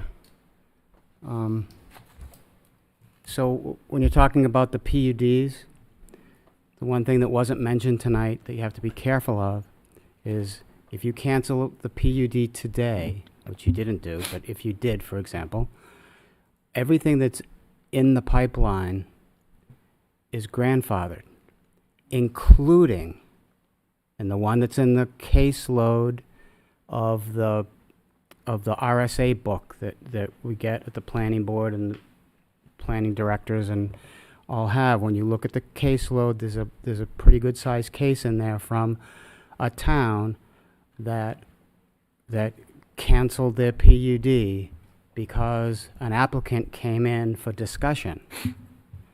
And the town subsequently canceled their PUD, did away with it, said, oh, sorry, you can't do it.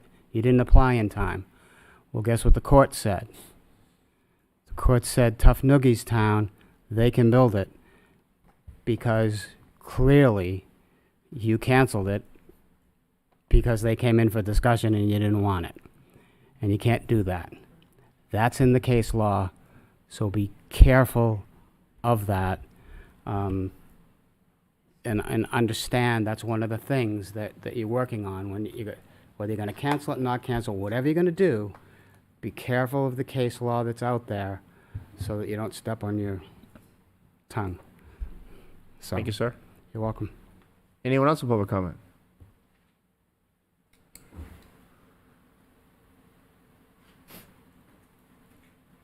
How are you, sir? How are you? Jake Butler, 2 Danbury Court. I couldn't get here a little bit earlier. Sorry about that. I just wanted to clarify on the, we'll call it the Page Road discussion there. I don't think it was fully understood, maybe not by the board, but to the public, that what was proposed to you tonight was different than what the board had ultimately agreed on. The applicant had added some additional verbiage, you could call it, and said, hey, would you do this instead of what the planning board had recommended. The planning board's recommendation was in line with the fire department, which is why the fire department was supporting it. We did have conversation of, I think really the only place that the board and the department may have veered off was where does the, what is it, 1,200 feet for a turnaround? Where does the 1,200 feet start? You know, we as a board ultimately chose a specific location that, for reference, we were saying was the old barn on Page Road. The reason for that is because that was the starting point of Jack's Bridge Road, or the ending point, depending on which way you want to look at it. We went with that because the house was on Jack's Bridge Road, so we were trying to keep it consistent, though I can completely understand why the fire department would want to go from Page Road and, who was that, Lucas? So just wanted to clarify that what was presented tonight was not necessarily what the planning board had agreed on. I don't think that was fully communicated, so I want to make sure it was. Irregardless, if you do approve what the planning board had agreed on, I'm not going to say they can't, but there's a very good chance that that landowner will not be able to meet those requirements that the fire department and the planning board agreed on, just based off of the math of they have more than 1,200 feet to work with. The abutting landowners are not willing to give any sort of easement, so it kind of dies on the vine right there. So even if you do approve it based off of what the board had discussed, I would be very surprised if you saw any movement on any sort of development of a house on that lot. Any questions? Deb, you are right. There was a Brewster Road a long time ago. That must have been 5 or 6 years ago now, probably. Similar situation that ultimately did not get approved. You know, it's one of those things, it's kind of too bad, because you want to help out the single homeowner, but at the same time, You want to do the right thing. you want to do the right thing, but the right thing's the wrong thing, and the wrong thing's the right thing, you know? So we did have one, I think it was 5 or 6 years ago on Brewster, that did ultimately get denied. I think I believe I'm trying to go on the Wayback Machine here, but I believe the recommendation was very similar to what we saw. They wanted them for to do the this. whole road. Correct. Yeah, it was the entirety of the road. 'Cause Very the similar to same what we thing, saw. they would get stuck in the mud, or they'd Correct. snowbanks, and Correct. there wouldn't be a lot of negotiation for the multiple vehicles going Correct. down there. So very similar. I think that's all I have for you. Thank you, So, sir. Thank you. Appreciate it. Thank you. Anybody else with public comment?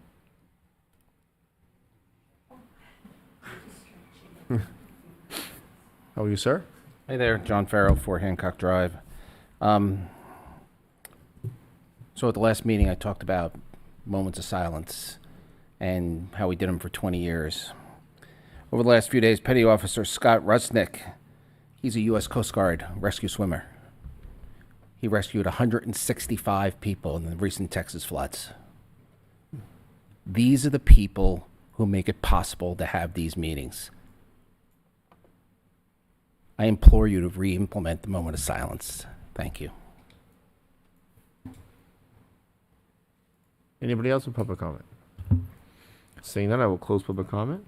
Motion to adjourn. I will accept a motion to adjourn. So moved. Second. Sean, second by Ted. All those in favor say aye. Aye. Any opposed? Chair votes in the affirmative. Thank you.